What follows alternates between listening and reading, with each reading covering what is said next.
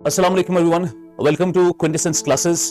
तो क्विंटेसेंस अपना पहली बार कश्मीर में मेंटरशिप सेशन और मेंटरशिप का पूरा 1 साल का प्रोग्राम लेकर आ रहा है, जिसमें जितने भी बच्चे खुद से पढ़ना चाहते हैं, सेल्फ स्टडी करना चाहते हैं, लाइब्रेरी में पढ़ना चाहते हैं, लेकिन उनको हैंड होल्डिंग चाहिए, उनको गाइडेंस चाहिए, उनको टेस्ट चाहिए, उनको कंटिन्यूअस मेंटरिंग चाहिए, उनको पता होना चाहिए कि वैल्यू एडिशन कैसे इस्तेमाल करना है अपने आंसर्स में, उनको पता होना चाहिए कि आंसर राइटिंग की एनरिचमेंट कैसे करनी है, नोट्स को बेहतर कैसे बनाना है, कंटेंट कहां से पढ़ना है। ये सारी चीजें इस मेंटरशिप प्रोग्राम में हम आज शुरू कर रहे हैं, जिसका नाम है क्विंटेसेंस 360। ये 360 इस तरीके से बिकॉज इसमें प्रीलिम्स, मेंस और इंटरव्यू तक की स्टेज तक का आपका कंटिन्यूअस मेंटरशिप होता रहेगा। अब ये हम पहली बार 1-on-1 मेंटरशिप प्रोग्राम शुरू कर रहे हैं। ऑनलाइन ऑफलाइन दोनों केसेस में ये पॉसिबल है, आप आ सकते हैं इसमें, और ये आपका शुरू हो चुका है। चलो, वेलकम टू क्विंटेसेंस। मेरा नाम फहद है और मैं मेजरली एसएसबी में हिस्ट्री वाला पोर्शन पढ़ाता हूँ। And before we move into studying something about this SSB, it is very important कि आपको इसका बेसिक आइडिया पता होना चाहिए, ठीक है।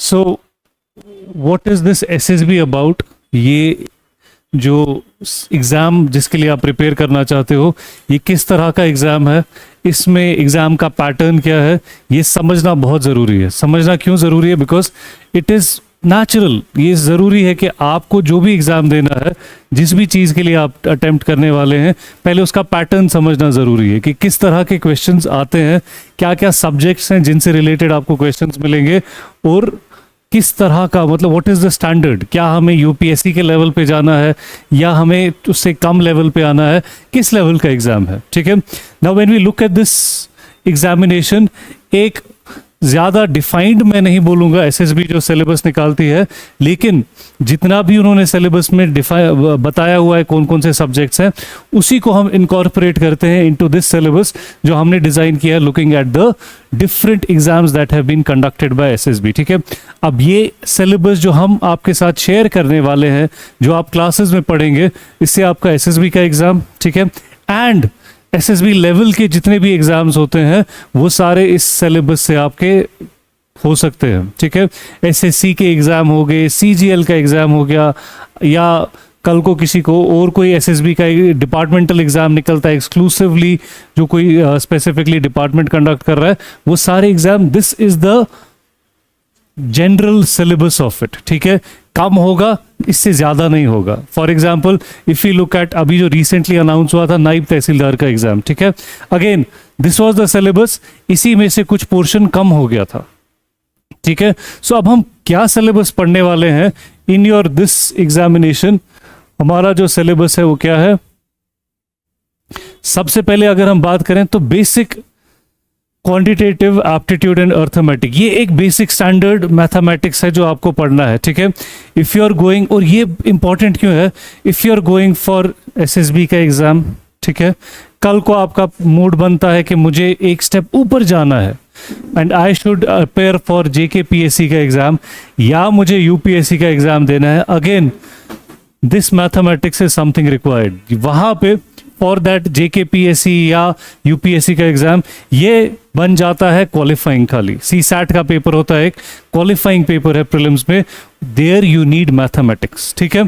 So once you start covering up this area, जब आप ये एसएसबी का एरिया कवर अप करते हो, keep this in your mind कि आप यूपीएससी का और जेकेपीएससी का सीसैट का पेपर जो है वो यहाँ से आराम से कवर कर सकते हो, ठीक है। इसमें हमारा फोकस किस पे रहता है? सबसे इंपॉर्टेंट, ये बेसिक है, दिस इज द फाउंडेशन। जिस मैथमेटिक्स की हम बात कर रहे हैं, ये मैथमेटिक्स आपके स्टैंडर्ड 10th लेवल का मैथमेटिक्स है। सो इसमें से आई नॉट से कि आपको सब कुछ आता होगा, क्योंकि काफ़ी टाइम हो गया होगा आपको मैथ्स छोड़े हुए, लेकिन बेसिक आइडिया होगा। It is just to refresh those ideas. Number system, HCF LCM school में पढ़ते हैं हम, है ना, लेकिन भूल गया होगा आई एम श्योर। उसके बाद सिंपल एंड डेसिमल फ्रैक्शंस, ठीक है, again square, square root, algebra. उसके बाद एवरेजेस, यहां से बहुत क्वेश्चंस निकलते हैं। एवरेज, नंबर सिस्टम, आ जाओ, number system, average, ratio, proportion, percentages, ये कोर एरिया है। बैठ जाओ, जिसने भी ये एरिया कवर कर लिया, आप अच्छा खासा अटेम्प्ट दे सकते हो एग्जाम में, ठीक है। This is a core area of your paper plus the core area of arithmetic mathematics में जो आपने करना है। फिर और ये ऐसी चीजें जो यूज होती हैं, ठीक है, percentages, ratios, simple compound interest. अगर वर्स्ट केस सिनेरियो क्या होगा कि आपका कोई एग्जाम क्वालिफाई नहीं हो रहा है, खुदा ना खास्ता, वर्स्ट केस सिनेरियो, ना आपने पढ़ा ना क्वालिफाई हुआ, कम से कम मैथमेटिक्स रिफ्रेश हो जाएगा आपका, ठीक है।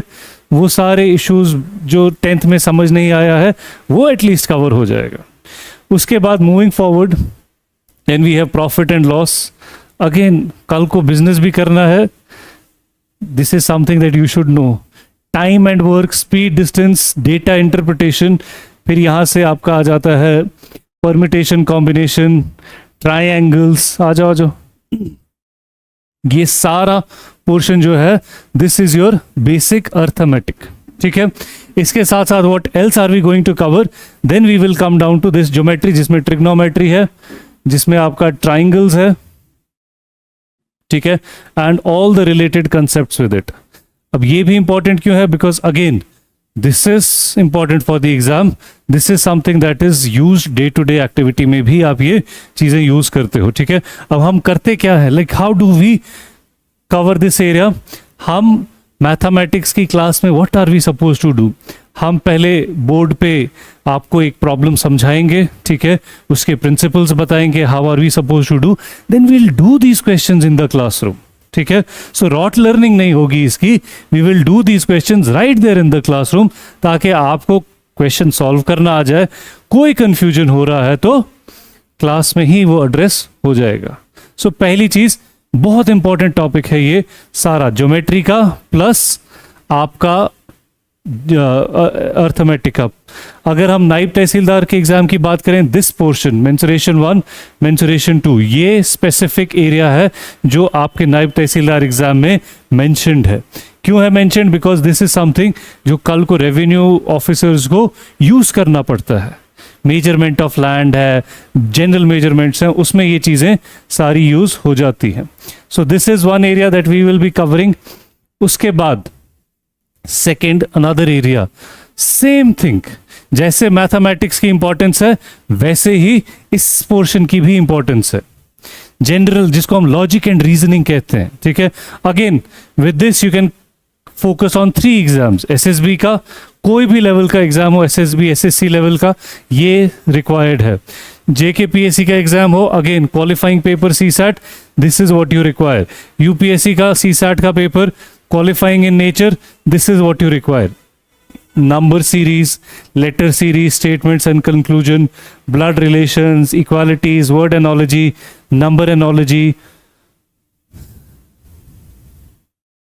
then all of these, इसमें बहुत इंपॉर्टेंट है ये डायरेक्शंस वाला, साइलेजिज्म वाला, कोडिंग डिकोडिंग, अल्फा न्यूमेरिक, ये सारा वेन डायग्राम, ये सारी चीजें जो है this is again very important for your SSB exam.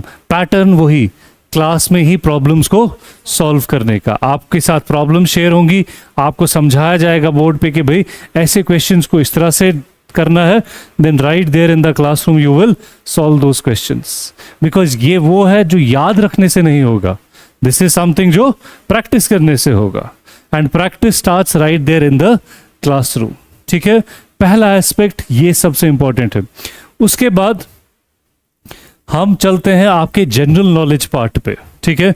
General knowledge part जिसमें आपका एसएसबी सिलेबस जो है, आइए, आपका एसएसबी सिलेबस जो है वो अलग अलग सब्जेक्ट्स को मेंशन करता है। कौन कौन से सब्जेक्ट्स मेंशन्ड है, इकोनॉमी मेंशन्ड है, ज्योग्राफी है, साइंस एंड टेक है, हिस्ट्री है, एनवायरनमेंट है, पॉलिटी है, ये सारे सब्जेक्ट्स मेंशन्ड है। Now if these subjects are mentioned just by name, that means अच्छी खासी अंडरस्टैंडिंग उस सब्जेक्ट की होनी चाहिए। और अगर उसके साथ कोई एक स्पेसिफिक एरिया मेंशन्ड है तो उस स्पेसिफिक एरिया पे तो बहुत ज़्यादा फोकस करना है। Like I will talk about my subject. SSB के आधे एग्जाम्स में लिखा होता है हिस्ट्री ऑफ इंडिया, ठीक है, फिर साथ में आगे लिखा होगा with special focus on Indian national movement. अब इस स्टेटमेंट का क्या मतलब है, स्टेटमेंट का मतलब है पूरी हिस्ट्री इंडिया की, लेकिन ज्यादा फोकस किस पे करना है, नेशनल मूवमेंट पे, लेकिन हिस्ट्री ऑफ इंडिया लिखा हुआ है, दैट मीन्स कि हिस्ट्री ऑफ इंडिया पढ़नी है ना। यहाँ पे थोड़ा सा एम्बिग्विटी है, इन सारे एसएसबी का हो, जेकेपीएससी हो, थोड़ी सी एम्बिग्विटी दिखाते हैं। Ambiguity in the sense there was an exam, cooperatives department का रजिस्ट्रार कोऑपरेटिव्स का एग्जाम कोविड के टाइम पे हुआ था, जेकेपीएससी कंडक्ट कर रहा था। सिलेबस जो उन्होंने दिया हुआ था उसमें हिस्ट्री मेंशन नहीं था, बट जब क्वेश्चन पेपर आया there were multiple questions from history. That means what is the understanding from this, और ये जेकेपीएससी भी कर सकता है, एसएसबी भी कर सकता है। That means the understanding is कि हमें इन सब्जेक्ट्स की अच्छी खासी नॉलेज होनी चाहिए। We can not skip it just because वहाँ लिखा नहीं है, क्योंकि वो सवाल आउट ऑफ सिलेबस है, वो स्कूल और कॉलेज में ही चलता था, यहाँ वो बहाना नहीं चलेगा, ठीक है। That is why this is a comprehensive syllabus that we will be covering. हम क्यों लगाते हैं 4-5 महीने इस सिलेबस को कवर करने में, रिगरस क्लासरूम प्रोग्राम में? बिकॉज आइडिया इज 2 टारगेट्स है हमारे। 1, आपका एसएसबी का सब्जेक्ट, आपका एसएसबी का एग्जाम कवर हो, एसएसबी, सीजीएल, एसएससी का एग्जाम कवर हो, plus you also get the idea कि अगर मुझे एक स्टेप ऊपर जाना है, दैट इसके बाद I want to maybe try for JKPSC, maybe try for UPSC, मुझे एक आइडिया तो कम से कम सब्जेक्ट्स का होगा कि बस मुझे लेवल बढ़ानी है, सब्जेक्ट यही मैंने पढ़ने हैं, ठीक है। उसमें सबसे पहला सब्जेक्ट इकोनॉमी का, ठीक है। इकोनॉमी, इसमें बेसिक कंसेप्ट्स हैं इकोनॉमी के, माइक्रो इकोनॉमी के कंसेप्ट्स। उसके बाद हम आ जाते हैं इन्फ्लेशन वगैरह। Then we come to this portion, ठीक है, जहां पे आप टारगेट कर रहे हो किसको? इंडियन नंबर्स को। इंडिया में क्या नंबर्स हैं, इन्फ्लेशन का क्या नंबर है, पॉवर्टी का क्या नंबर है, एग्रीकल्चर में क्या हो रहा है इंडिया में, specific areas of economy with respect to Indian economy, ठीक है। सो हम एक जनरल कंसेप्ट पढ़ेंगे इकोनॉमी के, उसके साथ साथ हम इंडिया की इकोनॉमिक पोजीशन को देखेंगे, इंडिया में इन terms of numbers, not in terms of propaganda, in terms of numbers economy के साथ क्या हो रहा है, ठीक है। उसके बाद अगला टॉपिक दैट इज हिस्ट्री। अब हिस्ट्री को हम, क्योंकि मेरा सब्जेक्ट है इसलिए I will go little deeper into it. History को हम 3 फेजेस में जनरली डिवाइड करते हैं, ancient India, medieval and modern India. फिर किसी किसी एग्जाम में आपका एसएसबी सिलेबस कहता है plus history of Jammu and Kashmir, यानी we have to cover 4 areas, ancient India, medieval India, modern India plus history of Jammu and Kashmir. ये है मेजर एरिया जो एसएसबी जनरली एग्जाम्स में पूछता है। किसी एग्जाम में कम लिखता है, जैसे किसी एग्जाम में होगा Indian national movement and history of J&K, यानी it is talking only about modern India and history of Jammu and Kashmir. अब हम इसको डिवाइड तो कर लिया हमने, इसको कवर हम कैसे करते हैं? We focus on those areas जहां से एसएसबी ने सबसे ज्यादा क्वेश्चंस निकाले हैं इन द लास्ट 10-15 ईयर्स, ठीक है, ताकि हमें एक आइडिया मिले कि इसको जल्दी कैसे कवर करना है। बिकॉज ये 4 वर्ड्स जो मैंने बोले, एंशिएंट, मिडिवल, मॉडर्न, J&K, आराम से पढ़ने के लिए बैठ जाएं तो 6 महीने तो यही पढ़ना है फिर। लेकिन इसको how do we cover it? We cover it in a very precise manner. वो एरियाज जहां से सवाल निकलते हैं, वी टच दोज एरियाज। जहां से रिसर्च का जो पोर्शन है हिस्ट्री का, उसको हम टच नहीं करते हैं। सो इसमें हम जनरली क्या पढ़ते हैं? हम स्टोन एज से स्टार्ट करते हैं, then we talk about the major political developments in North India, we also go to the history of South India. उसके बाद मिडिवल में जनरली हमारे पास है ट्राईपार्टाइट स्ट्रगल, दिल्ली सल्तनत, मुगल एम्पायर और इसके साथ साथ छोटी किंगडम्स, प्लस हमारे पास फिर मॉडर्न इंडिया में आ जाता है एस्टैब्लिशमेंट ऑफ ब्रिटिश, फिर response of India to that establishment, जिसको हम इंडियन नेशनल मूवमेंट कहते हैं। इसके साथ साथ ये सारा है जो हम मॉडर्न इंडिया में पढ़ते हैं, किस तरह से ब्रिटिश इस्टेब्लिश हो रहे हैं और उसका रेस्पॉन्स कहाँ पे है। टिल दिस पॉइंट, यहां तक point number 4, this is about establishment of British in India, British policies of annexation. Point number 5 onwards से लेके आपका point number 28, it is about the Indian response, national movement जिसको हम बोलते हैं। उसके बाद we come down to history of Jammu and Kashmir लिखना चाहिए था यहाँ पे।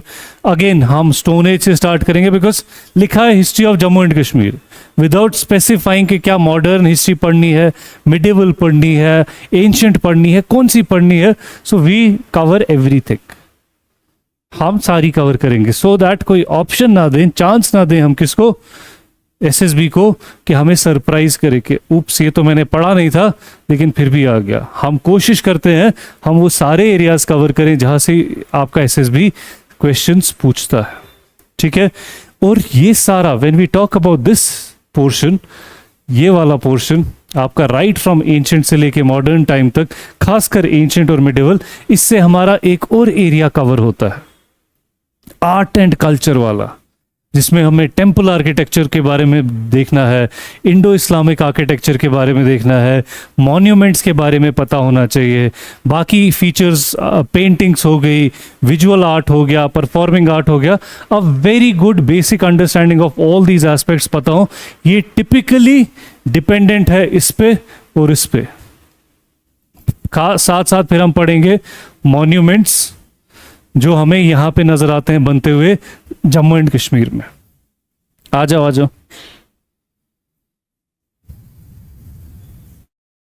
ठीक है, सो यहां से हम हिस्ट्री वाला पोर्शन कवर करेंगे। फिर पॉलिटी, बेसिक है पॉलिटी अंडरस्टैंड करना। क्यों? क्योंकि कॉन्स्टिट्यूशन है एंड एक सरकारी ऑफिसर से एक्सपेक्टेड है कि उसको बेसिक कॉन्स्टिट्यूशन के बारे में पता होगा, ठीक है। और उसीलिए हम क्या करते हैं, पॉलिटी में हम कॉन्स्टिट्यूशन के अलग अलग एस्पेक्ट्स को ही कवर करते हैं। इसमें क्या क्या हमें पढ़ना है, कॉन्स्टिट्यूशन होता क्या है, फिर what is the mechanism of government that we form under this constitution, उसमें हमें क्या क्या मिलता है, हमारे पास फीचर्स हैं, प्रियम्बल है, citizenship, fundamental right, directive principles, forms of government क्या है, फिर आपने सुना होगा president, vice president, prime minister, cabinet, council of ministers, वो सारा हम यहाँ से कवर करते हैं क्योंकि ये बेसिक स्ट्रक्चर है गवर्नमेंट का। So you should know this thing. आपको पता हो प्रेसिडेंट के ऊपर कोई है या नहीं है, आपको पता हो प्राइम मिनिस्टर के ऊपर कौन सी पोजीशन आती है, आपको पता हो there is a chief minister, there is a governor, there is a lieutenant governor, ये सारे एस्पेक्ट्स पता होने चाहिए। जितने बेसिक क्वेश्चंस आप अपने दिमाग में अंडरस्टैंड कर सकते हो उतना इजीली आप कोई भी टॉपिक यहाँ से निकाल के पढ़ लोगे, ठीक है। What else do we discuss, उसके बाद आ जाता है ज्योग्राफी। नाउ अगेन ज्योग्राफी भी दो पार्ट्स में है। क्या है ज्योग्राफी के दो पार्ट्स, एक जनरल हम ज्योग्राफी पढ़ते हैं जिसमें हम पहले ज्योग्राफी के प्रिंसिपल्स लाइक ये सारे latitude, longitude, time calculation, India का मैप, ये सारे कवर करेंगे। Physical features of India cover करेंगे, माउंटेन्स हैं, प्लेन्स हैं, डेक्कन रीजन है, डेजर्ट्स हैं, प्लेट्यूज है, ये सारा एक तो इंडियन ज्योग्राफी आ जाती है। फिर specifically geography of Jammu and Kashmir. So दो एस्पेक्ट्स इसके भी हैं। जिस तरह हिस्ट्री में हमने देखा एक हिस्ट्री ऑफ इंडिया पढ़ते हैं, फिर स्पेसिफिकली अपनी स्टेट की हिस्ट्री पढ़ते हैं। सिमिलरली ज्योग्राफी में भी वही हिसाब किताब हमें नजर आता है। सिमिलरली इकोनॉमी में भी हमें history of economy of Jammu and Kashmir भी डिस्कस करनी है इसमें। और ये बहुत ईजी है because with respect to geography, खासकर geography of Jammu and Kashmir, it is easy to cover because आपको पता हो मेजर रिवर सिस्टम्स, आपको पता हो मेजर लैंड फॉर्म्स, आपको पता हो सॉइल सिस्टम J&K का, आपको पता हो लेक्स कौन कौन सी है इंपॉर्टेंट। गारंटीड 90% सवाल आप यहीं से निकाल सकते हो ज्योग्राफी के। और ये बेसिक है, ये चेंज नहीं होता है, दिस इज स्टैटिक। वही झेलम, वही तवी, वही चिनाब, वही सारे रिवर्स हैं, वही सारी लेक्स हैं, वही माउंटेन्स हैं। तो ये बेसिक इंफॉर्मेशन है जहां से आप इजीली क्वेश्चंस जो है ग्रैब कर सकते हो इन योर एग्जामिनेशन, ठीक है। सो मेक श्योर आप इस पे अच्छा खासा फोकस करेंगे बिकॉज यहां से मार्क्स हासिल करना बहुत आसान है। फिर आ जाता है जी हमारा कंप्यूटर्स, ठीक है। अगेन क्योंकि हम डिजिटाइजेशन की तरफ जा रहे हैं रेवेन्यू में और बाकी हर एक डिपार्टमेंट में, इसीलिए एक कंप्यूटर की बेसिक इंफॉर्मेशन गवर्नमेंट को चाहिए। That is why you would see बहुत ज़्यादा फोकस है एसएसबी का एग्जामिनेशंस में on this subject that is computers, क्योंकि गवर्नमेंट को चाहिए एक ऐसा ऑफिसर जिसको बेसिक नॉलेज हो कंप्यूटर चलाने की। फिर कौन सा सॉफ्टवेयर चलाना है दैट इज समथिंग जो वो ट्रेनिंग में सीखने वाला है, लेकिन एक बेसिक नॉलेज होनी चाहिए। वो कहाँ से टेस्ट हो रही है? यहाँ से। अगेन बहुत easy area, because static information का पोर्शन काफ़ी ज़्यादा है। वाइब्रेंट जो है, जो डायनेमिक है, जो चेंज होती है वो बहुत कम है यहाँ पे जो आप कैप्चर पढ़ोगे। हार्डवेयर डिवाइसेस, सॉफ्टवेयर क्या होता है, ऑपरेटिंग सिस्टम्स क्या है, वायरस क्या है, ये सारी चीज़ें। एमएस ऑफिस, इस पे खास फोकस है, एमएस ऑफिस और इंटरनेट पे, बिकॉज आ जाओ, ये एरियाज हैं जो आपको रिक्वायर्ड है इन योर एग्जामिनेशन। सो यहाँ पे भी इजीली क्वेश्चंस सॉल्व किए जा सकते हैं, प्रोवाइडेड आपने basic class work, basic note making की होगी, जिसमें आपको अच्छा मटेरियल मिल जाएगा। ठीक है। Now there are some areas, जैसे दिस कंप्यूटर्स वाला पोर्शन, हिस्ट्री ऑफ J&K वाला पोर्शन, ये कुछ एरियाज हैं जिसपे अलग से स्पेसिफिक किताबें नहीं है। जनरल नॉलेज की किताबें हैं, लेकिन एक्सक्लूसिव मटेरियल अगर आप ढूंढने जाओ कि मुझे कंप्यूटर का मटेरियल चाहिए for SSB exam, I am sure कि ऐसा मिलेगा नहीं। या आप जाओगे खाली एक्सक्लूसिवली हिस्ट्री ऑफ J&K, जिसमें आपको हर एस्पेक्ट कवर किया गया हो, नहीं मिलेगा। जनरल नॉलेज की किताबें जरूर मिलेंगी। सो दैट मेक्स जो भी आप क्लास में नोट्स बना रहे हो वो बहुत सिग्निफिकेंट है फॉर कवरिंग दिस एरिया। उसके बाद हम आ जाते हैं अपने इस वाले पोर्शन पे, वेरी इंपॉर्टेंट, इंग्लिश वाला पोर्शन। क्यों इंपॉर्टेंट क्यों है? आसानी से मार्क्स ग्रैब किए जा सकते हैं, प्रोवाइडेड आपने एक बार सही से पढ़ा हो। ठीक है। यहां पे फोकस किस पे है? ग्रामर पे। ठीक है।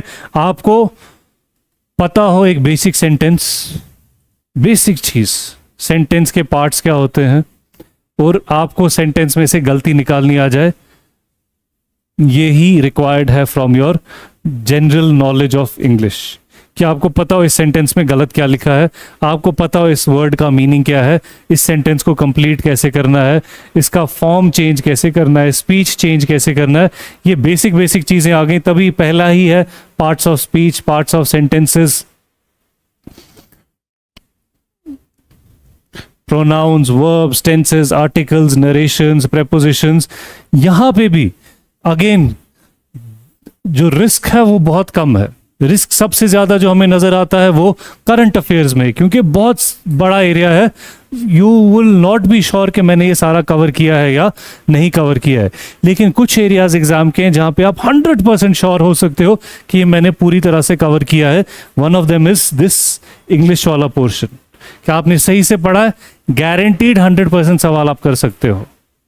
आपको बस एक बार थोड़ा सा ग्रामर जो है अच्छे से सीखना है क्लास में। इसका भी तरीका क्या है? अगेन वही मैथमेटिक्स वाला, वही रीजनिंग वाला, solving questions right there in the classroom, जिससे आपको प्रैक्टिस भी होगी और आपको ये समझ आ जाएगा कि हमें करना क्या है एग्जामिनेशन में। क्लियर? उसके बाद जनरल साइंस, इसी के साथ टेक्नोलॉजी भी। अब जनरल साइंस वही बेसिक 10th स्टैंडर्ड वाली, आपको पता क्या होना चाहिए रफली। अगर मैं बताऊं आपको, if I am a candidate of SSB, मैं साइंस में से किन एरियाज पे फोकस करूंगा? मैं साइंस में सबसे पहले फोकस करूंगा यूनिट्स एंड मेजरमेंट्स पे। Basic idea, this is a life skill जो मैं वापस से सीखूंगा। मैं सोर्सेज ऑफ एनर्जी, ठीक है, फोर्स, लॉ ऑफ मोशन, इस पे फोकस करूंगा। मैं फोकस करूंगा सॉलिड, लिक्विड, गैस। मैं फोकस करूंगा chemistry in everyday life, metals, non metals, इस पे फोकस करूंगा। मैं इस एरिया पे बहुत ज्यादा फोकस करूंगा। ठीक है। यहां पे अगर मुझे फोकस करना हो, स्पेशली ऑन पॉइंट नंबर 5, यहां पे मैं बहुत ज्यादा फोकस करूंगा हेल्थ एंड डिजीज। ठीक है। विटामिन डेफिशिएंसी की disease, bacterial disease, viral disease वगैरह, ये एस्पेक्ट्स जो है, क्योंकि ये डे टू डे में होते हैं। जुकाम लगता है, क्या बैक्टीरिया से लगता है कि वायरस से लगता है? किससे लगता है? वायरस या बैक्टीरिया? वायरस से लगता है। सो ये डे टू डे लाइफ में जो बायोलॉजी यूज हो रही है वो यहाँ पे दिखती है। ठीक है। मुझे, मेरा हीमोग्लोबिन कम है तो मुझे क्या खाना चाहिए? This is day to day life. वो क्वेश्चंस बन सकते हैं, इसीलिए मैं यहाँ पे इस पे सबसे ज्यादा फोकस करूंगा। Then comes your environment. काफी टेक्निकल सा सब्जेक्ट है initially. Once you start getting the idea of this subject आपको ये बहुत आसान लगेगा। यहाँ पे हमें क्या करना है, हमें levels of organisation, ecotone, ecological niche, food chain, food web, ये बहुत इंपॉर्टेंट टॉपिक्स हैं। इकोलॉजिकल फुटप्रिंट, इसी तरह से ecological pyramids, wetlands, wetland conservation, mangroves, ये सारे एरियाज, नेशनल पार्क्स क्या होते हैं, सैंक्चुरीज क्या होती हैं, ये बेसिक आइडिया हमें एनवायरनमेंट का होगा। लॉज कौन से इन्वॉल्व है एनवायरनमेंट के साथ, ये बेसिक आइडिया हमें पता हो, we are good with this subject. उसके बाद इसी में सारे लॉज आ जाते हैं, एयर पोल्यूशन, वाटर पोल्यूशन के लॉज, फिर बायोडाइवर्सिटी है। Then comes this very important area, scoring area. ये वो एरिया है जहां से आप अच्छे खासे मार्क्स एसएसबी में निकाल सकते हो। सबसे पहले इकोनॉमी ऑफ जे.एंड.के। नाउ हम इसको बिल्कुल कन्फाइन कर रहे हैं जम्मू एंड कश्मीर, और यहां से बेसिक डेटा याद रखना आसान है। इकोनॉमी अगर जम्मू एंड कश्मीर की रफली अगर मैं आपसे पूछूं, हमारा सबसे बड़ा सेक्टर क्या है इकोनॉमी का? एग्रीकल्चर, ठीक है। टूरिज्म क्या है? सर्विस सेक्टर में सबसे बड़ा एरिया है, ठीक है। इस तरह के नंबर्स अगर आपको याद रहेंगे तो आप बहुत इजीली ये क्वेश्चंस जो है कवर कर सकते हो। यहां पे हमें क्या करना है, सेक्टर्स ऑफ जे.एंड.के इकोनॉमी, सबसे पहले वही इंडस्ट्रियल सेक्टर्स। हमारे पास क्या क्या, हम क्या क्या बनाते हैं कश्मीर में, हम क्या क्या चीजें मैन्युफैक्चर करते हैं? Any ideas? क्या मैन्युफैक्चर करते हैं हम? कुछ? हाँ, नहीं, ठीक है, वो हैंडीक्राफ्ट में है। मशीनरी से हम क्या, इंडस्ट्रियल प्रोडक्ट्स क्या क्या बनाते हैं? कुछ बनाते हैं कि हम अभी उस लेवल पे पहुंचे ही नहीं है? हाँ, हाँ जी, पैकेजिंग हम करते हैं। मैन्युफैक्चर क्या क्या करते हैं हम?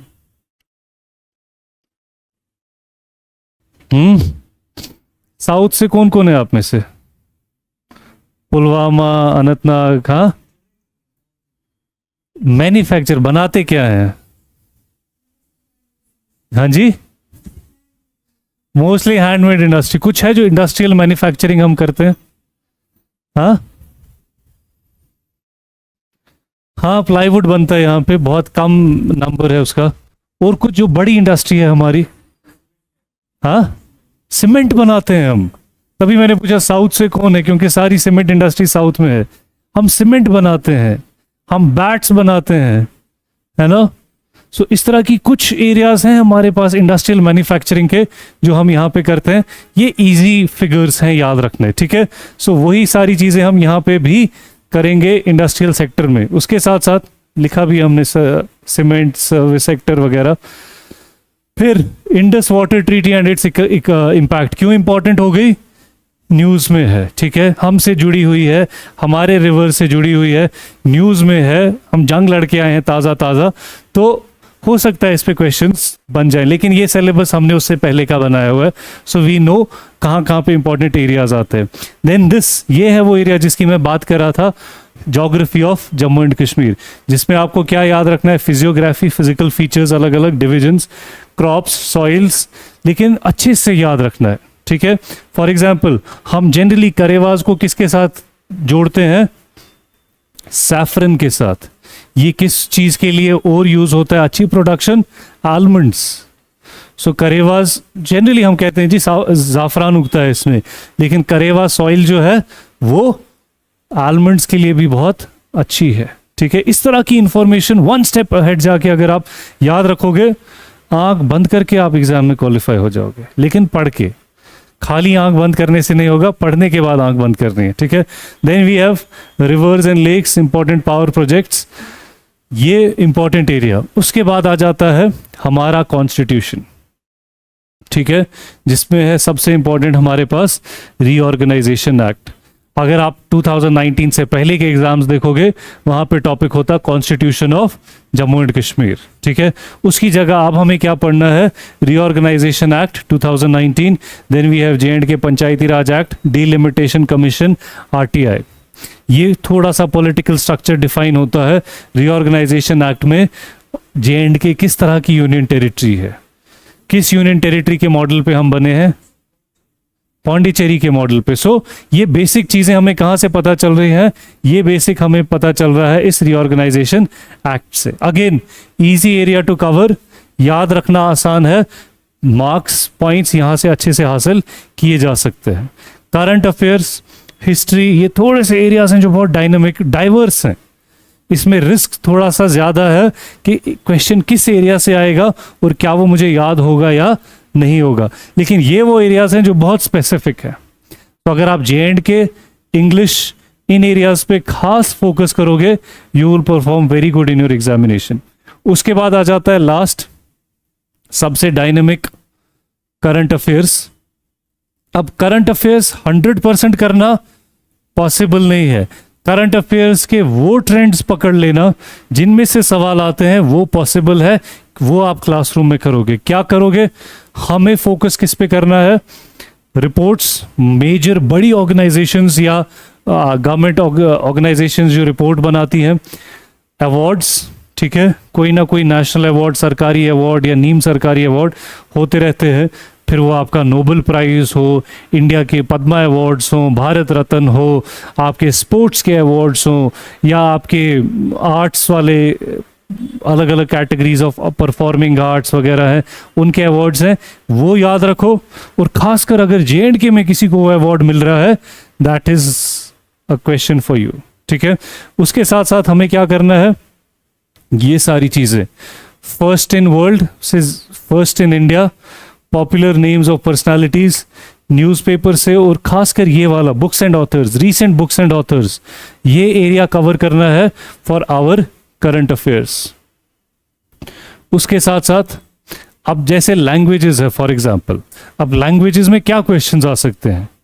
एक क्वेश्चन आ सकता है अबाउट द ऑफिशियल लैंग्वेजेस, क्योंकि उर्दू पे थोड़ा सा बवाल मचा हुआ है, तो ऑफिशियल कैट ने जो ऑर्डर दिया उसमें बोला जी 5 ऑफिशियल लैंग्वेजेस हैं J&K की। बन गया आपके लिए सवाल, ठीक है। रीऑर्गेनाइजेशन एक्ट कहता है 5 ऑफिशियल लैंग्वेजेस कौन कौन सी हैं, यू शुड नो, ठीक है। उसके बाद क्लासिकल लैंग्वेजेस कौन कौन सी हैं इंडिया की, रिसेंटली गवर्नमेंट ने उसमें ऐड की हैं, so again that becomes news for you. Similarly Capitals, ये वही कैपिटल्स हैं उन एरियाज़ के जो न्यूज़ में रहेंगे।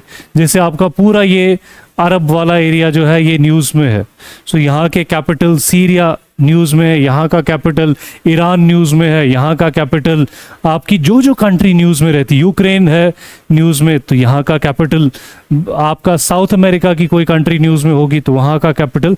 इस तरह से क्वेश्चंस ढूंढने हैं, ठीक है, वरना तो ये समुंदर है करंट अफेयर्स। उसके साथ साथ tourist destinations local J&K level की, उसके साथ साथ इंटरनेशनल ऑर्गेनाइजेशंस, अब समिट्स होते हैं जिसमें इंडिया पार्टिसिपेट करता है, वो ऑर्गेनाइजेशंस जिसमें इंडिया मेंबर है, वो ग्रुपिंग्स जिसमें इंडिया मेंबर है, उनका कोई समिट, कोई मीटिंग हो रही है, तो that becomes news for you, that becomes important for you, ठीक है। अब ये है आपका 6 महीने का प्रोग्राम इन पेजेस पे, ठीक है, जो आप एक एक करके सब्जेक्ट पढ़ेंगे। अब how do we do it? Classroom programme कैसे कंडक्ट करते हैं हम? सबसे पहले हम क्या करेंगे? सबसे पहले हम क्या करेंगे, ये सारा एरिया आपका कवर करेंगे, ठीक है, topic wise, subject wise.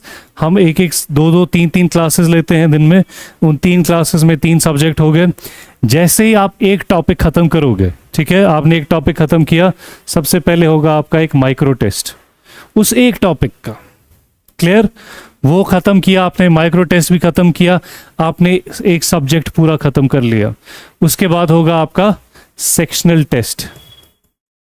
Suppose आपने ज्योग्राफी खत्म की, पहले आपने ज्योग्राफी में for example physiographic divisions of India पढ़ा, उसका टेस्ट, फिर आपने क्लाइमेट पढ़ा, उसका टेस्ट, फिर आपने सॉइल्स ऑफ इंडिया पढ़ा, उसका टेस्ट।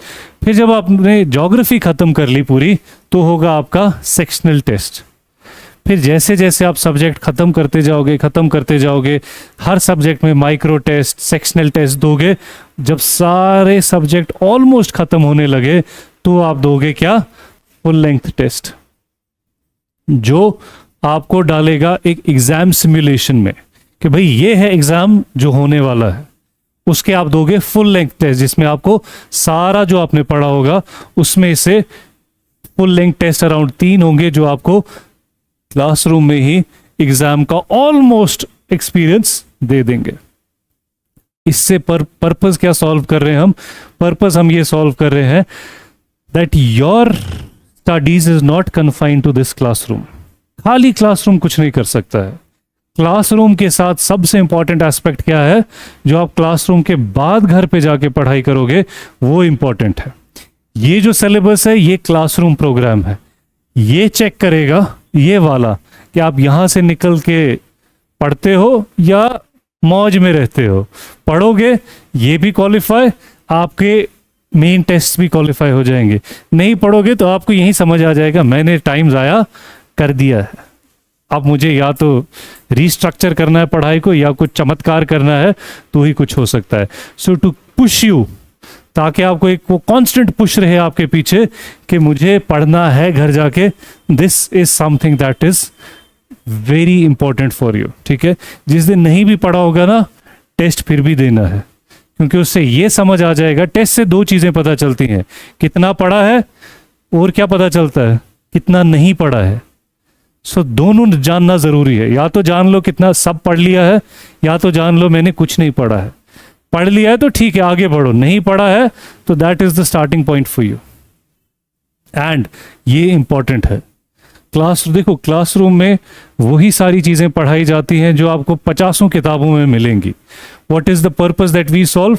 हम आपको वो ट्रिम करके एक प्रॉपर शेप में लाके आपके सामने रख देते हैं कि भाई ये 50 किताबें नहीं पढ़नी है, ये पढ़ो आप। But the duty is on your part as well. मेरा काम था आपके सामने मटेरियल रख देना, उसको पढ़ना समझना, that is your job. And this is a partnership. ये एग्जाम क्वालिफाई नहीं हो, मैं यहाँ चमत्कार भी कर लूँ फिर भी कुछ नहीं होगा जब तक आप उतना ही पार्टिसिपेट नहीं करोगे। आपकी पार्टिसिपेशन भी उतनी ही ज़रूरी है जितना अच्छी तरह मैं यहाँ पे पढ़ाऊँगा। आप नहीं पढ़ोगे, मैं एक दिन पढ़ाऊँगा, दूसरे दिन आपको भूल जाएगा। So it is your duty to go back and revise it. 1 नहीं 2 नहीं, कम से कम 3-4 बार रिवाइज करो तो जाके एग्ज़ाम क्वालिफाई होंगे। ठीक है, सो मेक अ प्लान, अपने साथ डिसाइड करो कि मैंने अब ये सोचा है करने के लिए, सो आई विल मेक श्योर कि मैं अपना 100% दूँ। ठीक है, जब आप अपना 100% दोगे ना, उसके बाद आप कह सकते हो ये किस्मत में था नहीं था, हुआ नहीं हुआ। बिना एफर्ट लगाए अगर आप सोच रहे हो कि किस्मत में होगा तो हो जाएगा, तो वो समझो है ही नहीं आपकी किस्मत में। इसीलिए ये जो एज है आपकी, यू मस्ट बी, आप सारे 20s में हो, है ना। ये जो एज है, एक तो इस एज में सबसे बड़ी प्रॉब्लम क्या है, ये ऐसे ख़त्म हो जाती है। आँख झपकोगे 25, दूसरी बार झपको आप 28, तीसरी बार 32 और साइड पे 2 बच्चे। सो ये एज बहुत जल्दी निकल जाती है। और इसमें सबसे बड़ी प्रॉब्लम क्या है, आप you are on your own, आपको पुश करने वाला कोई नहीं है। अभी तक आपके पीछे स्कूल, कॉलेज, यूनिवर्सिटी खड़ी थी, अब कोई नहीं है। जज भी आप, मुलजिम भी आप ही हो, एडवोकेट भी आप ही हो, काम भी आप ही ने करना है। So make sure that once you decide something for your self in terms of career, क्योंकि अब आप शिफ्ट कर रहे हो पढ़ाई से करियर की तरफ, मेक श्योर कि आप एफर्ट अपना पूरा दो। ये ना हो कि कल को गिल्ट हो के काश एक बार पढ़ लिया होता, सही में एडमिशन भी लिया, किताबें भी थी, बस पढ़ा नहीं।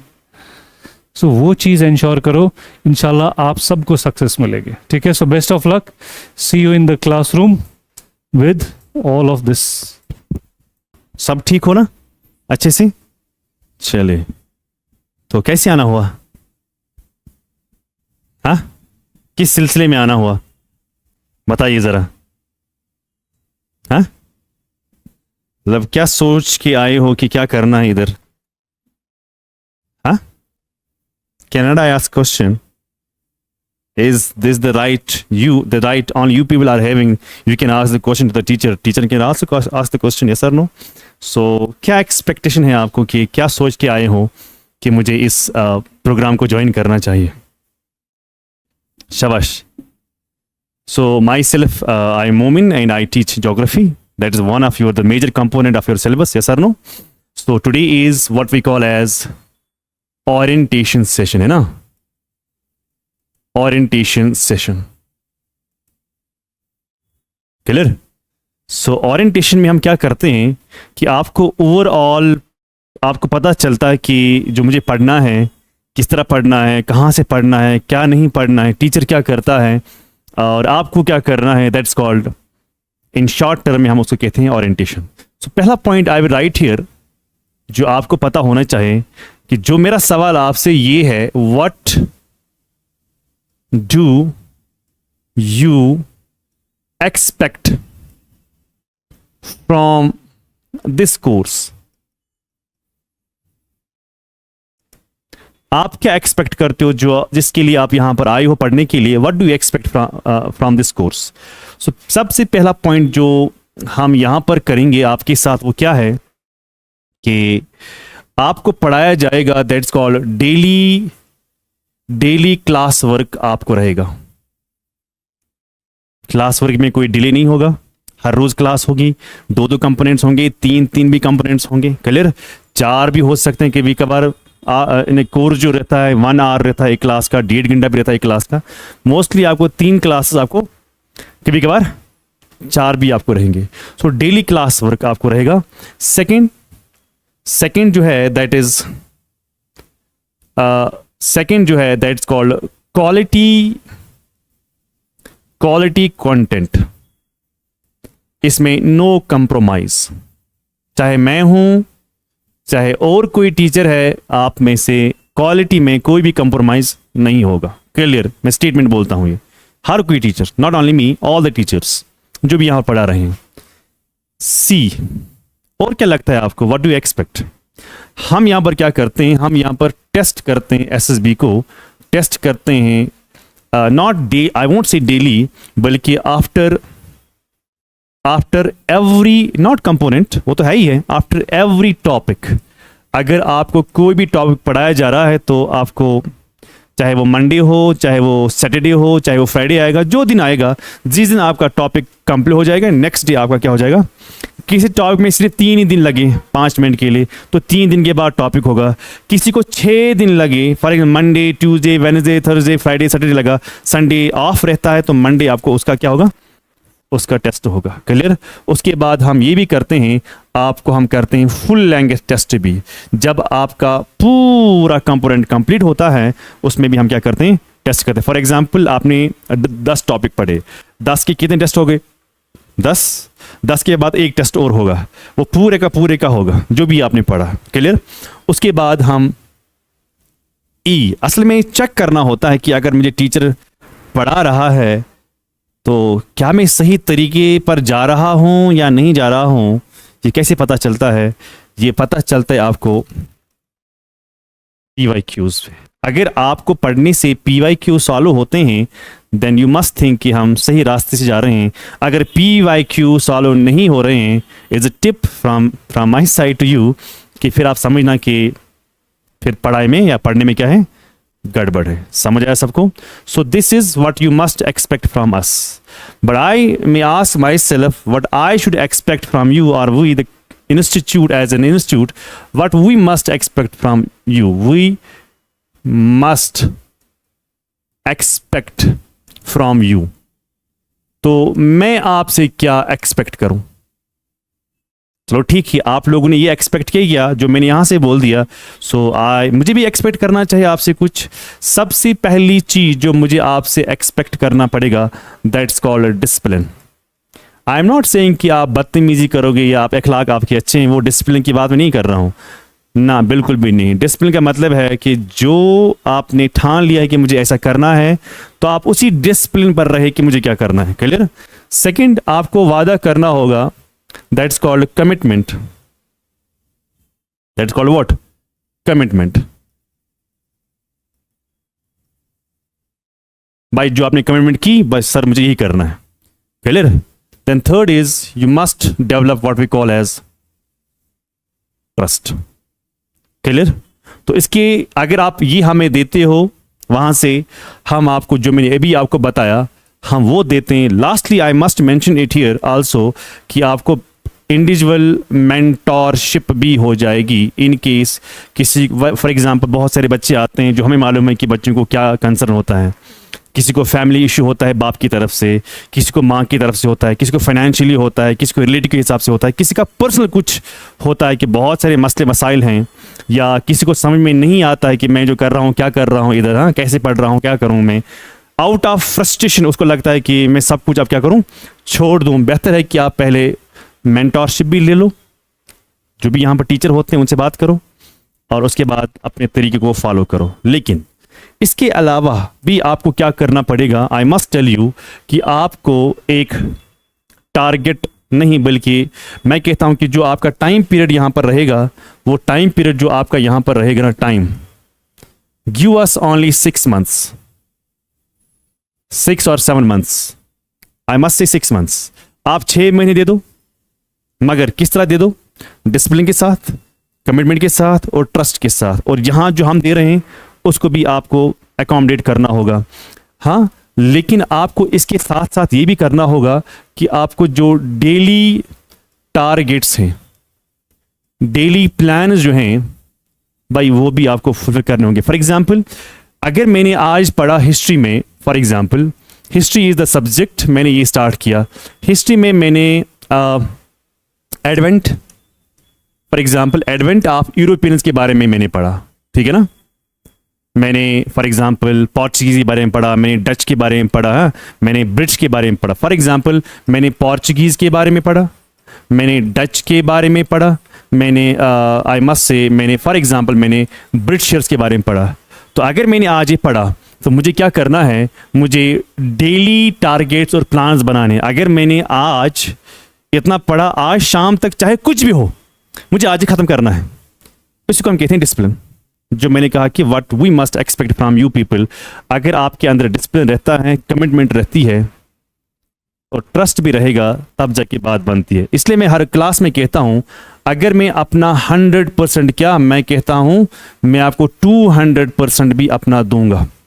इसका वैल्यू जो है, इसका वैल्यू अगर मैं निकालता हूं कितना वैल्यू है, इसका वैल्यू 0% है अगर आप खुद से यहां से मेहनत नहीं करोगे। फॉर एग्जाम्पल, मैं आपको हर कोई चीज़ पढ़ा रहा हूं, हर कोई कंटेंट बता रहा हूं, हर कोई चीज़ बता रहा हूं, सिर्फ पढ़ा रहा हूं मैं आपको, लेकिन आप वहां से मेहनत नहीं करते हो, तो उसका वैल्यू कितना है। चलो इसका उल्टा करते हैं, आप मेहनत करने के लिए तैयार हो, 100% आपने अपनी जान लगाई, 100% आप दे रहे हो, पर एट द एंड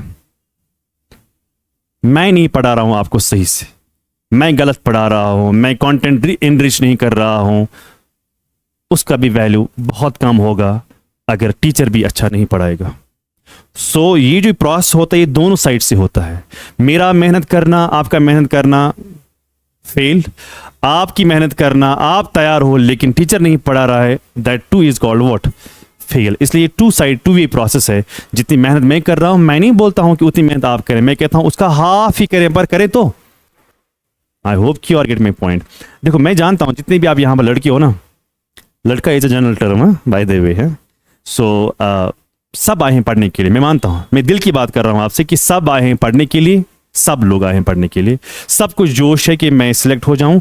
लेकिन the moment 1 month is over, फिर सबका ये नहीं रहता है, नहीं रहेगा। Honestly I am telling you, नहीं रहेगा। 1 महीने के बाद, 1 महीने के बाद आप थक जाओगे।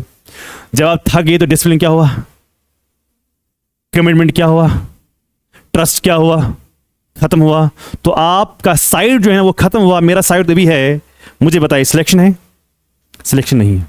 सो इसका मतलब क्या हुआ कि जितना मैं यहां से बोल रहा हूं उतना आपको भी करना होगा।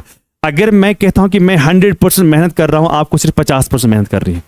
क्योंकि फॉर एग्जाम्पल, अगर मुझे 100% मेहनत करनी है तो आपका टीचर पहले से ही 70% कर रहा है, but 70% does not mean selection. You must add it from your side, that is called what, 30%। So who is 30% student and who is 70% teacher. बताए मेहनत किसको ज्यादा करनी है, टीचर को। लेकिन क्या मेहनत टीचर करने से आपकी सिलेक्शन हो जाएगी? It is deadly impossible unless and until आप मेहनत ना करेंगे। आई होप कि यू आर गेटिंग मी।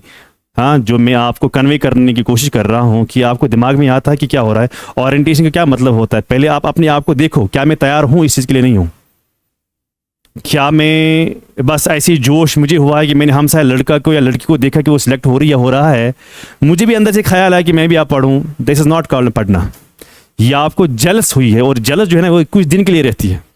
आपने उस लड़की को देखा वो IAS अफसर बना है, उसको देखा है वो केस अफसर बना है, वो उसको देखा है वो जूनियर असिस्टेंट बना है, उसको देखा है वो कुछ और जॉब में लगा हुआ है, अब उसकी ज़िंदगी अच्छी हो रही है। आप उसको देखे आपको जलन हुई। ये जलन जो है ना ये कम टाइम के लिए रहती है। आप उस चीज़ पर कभी भी प्रिपरेशन ना करना। उसको हुआ है, इसको हुआ है, इस जिसको होना है उसको होने दो। और दिल की मैं बात कहूँगा आपसे कि जब तक आपके पास पैसा है ना, खुदा न खास्ता अगर घर में कुछ दिक्कतें भी हो जाती ना, बाप के लिहाज से, माँ के लिहाज से, भाई के लिहाज से, रिलेटिव्स के लिहाज से, अगर दिक्कत भी किसी कोई कितनी बड़ी प्रॉब्लम भी हो जाएगी ना, अगर आपके जेब में पैसा है आप उस शॉक को आप रजिस्ट कर सकते हो, बर्दाश्त कर सकते हो, अगर आपके जेब में पैसा है। अगर मामूली सी भी कुछ चीज़ होगी ना घर में खराबी, पैसे जेब में नहीं है ना, तो आप ज़मीन के नीचे दस जाओगे। इसलिए मैं कहता हूँ कि आजकल की तारीख में पैसा जो है ना it's very important. I am not saying कि पैसा सब कुछ है, पर मैं अब क्या बोलूँ आपको, मैं कंक्लूड यहाँ पर पहुँचा हूँ। अब पैसा सब कुछ बना हुआ है। आपके रिलेटिव्स आपके साथ अच्छा हैं, आपके माँ बाप आपके साथ अच्छे हैं, आपके भाई बहन आपके साथ अच्छे हैं, आपके कुलीग सब कुछ, सब लोग आपके साथ अच्छे हैं, टिल जब तक आपका जेब गर्म है। जेब जिस दिन खाली हुआ ना, उसी दिन से ही आपके रिश्तेदार भी जो है ना आहिस्ता आहिस्ता पीछे हट रहे हैं। वो एक कहावत है ना कि रिश्तेदारों का मुंह खुला रहता है आपके खिलाफ, पता है ना आपको, ये कहावत है, पुरानी कहावत है। तो आप इसको क्या करेंगे? आप रिश्तेदारों का मुंह खुला रहता है, मुंह समझते हो ना, कुछ ना कुछ आपके बारे में वो जरूर बोलेंगे। अच्छा नहीं बोलेंगे, खराब बोलेंगे। आप मुझे बताइए कि आप क्या करेंगे इस चीज़ को? कितने घरों के पास आप जाओगे, उनका मुंह बंद करोगे? आपका एक ही काम है, to earn money, to earn money. कितना मनी, जितना हो सके उतना पैसा कमाओ। जिस रिश्तेदार ने मुंह खोला, I hope you are getting my point. और मेरे टीचर मुझे कहते थे कि सबसे प्यारी चीज़ इस दुनिया में जो है ना वो है बेइज्जती। मेरे टीचर मुझे कहते थे कि जो सबसे प्यारी चीज़ है ना इस दुनिया में, जो अल्फाज हैं, वो है बेइज्जती। क्यों? जब आपको बेइज्जती होती है ना, तब आपके अंदर आग पैदा होती है, तब आपके अंदर आग पैदा होती है। वही आग जो है ना वो बरकरार रहनी चाहिए। आपको किस इंसान की ज़रूरत आपको है कि आपको मोटिवेशन मिलनी चाहिए? मुझे सर मैं डीमोटिवेट हो गया, मुझे मोटिवेशन चाहिए। नहीं, अगर आपको बेइज्जती हो रही है ना आपके बाप की तरफ से, माँ की तरफ से, रिलेटिव्स की तरफ से, भाई बहन की तरफ से, मुझे लगता है कि होनी चाहिए बेइज्जती। प्यारी चीज़ है ये, क्योंकि आप मोटिवेट रहते हो। और ये बेइज्जत अगर इंसान होता है ना, ये ज़्यादा देर तक नहीं लोगों के दिल में रहता है या लोगों की नज़र में रहता है। आप बेइज्जत हो गई या आपको लगता है कि लोग मुझे इस नज़रिए से देखते हैं, आप मेरी बेइज्जती होगी। नहीं, ये रहना चाहिए, हाँ बिल्कुल रहना चाहिए, आपके अंदर रहना चाहिए तब तक जब तक आपकी सिलेक्शन ना हो जाए। फिर देखते हैं लोग आपके बारे में कितना बुरा कहते हैं। कोई नहीं कहेगा। हाँ, जब तक आपका जेब ठीक है तब तक आप भी ठीक हैं, सब लोग ठीक हैं। जिस दिन जेब कट गया उस दिन रिश्तेदार क्या, अपना भाई भी कट जाता है। Yes sir no? अभी आप छोटे हैं इस उम्र के लिहाज से, but the time will come you will realise everything whatever I say today. Clear? सो फिर रहा कि हमें किस तरह पढ़ना है, कहाँ पढ़ना है, किस तरह नहीं पढ़ना है, तो वो भी हमें देखना होगा कि भाई जो मैं पढ़ रहा हूँ क्या मुझे पढ़ना चाहिए, नहीं पढ़ना चाहिए। अच्छा, जो मैं पढ़ रहा हूँ क्या ये रिच कंटेंट है कि नहीं, क्या ये रिच नहीं है? For example always the teacher says NCERT को पढ़ना चाहिए, मैं भी कहता हूँ एनसीईआरटी पढ़ना चाहिए, बेसिक अंडरस्टैंडिंग वहाँ से होनी चाहिए। बट थिंक वंस, क्या एनसीईआरटी भी ईजी है? अल्लाह की कसम ईजी नहीं है, वो भी मुश्किल है। उस एनसीईआरटी को आगे करके कैसे जुड़ना है हायर सोर्स से, वो टीचर का काम है, वो हम पर आप रखे, ट्रस्ट ऑनस। लेकिन ट्रस्ट के साथ साथ मुझे भी आप पर ट्रस्ट करना चाहिए ना।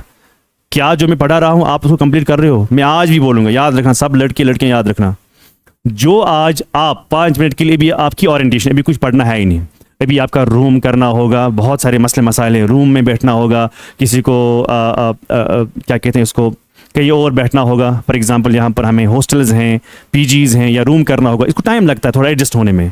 आप एडजस्ट हो जाओ, साथ साथ में आप यहाँ से ओरिएंटेशन भी ले लो।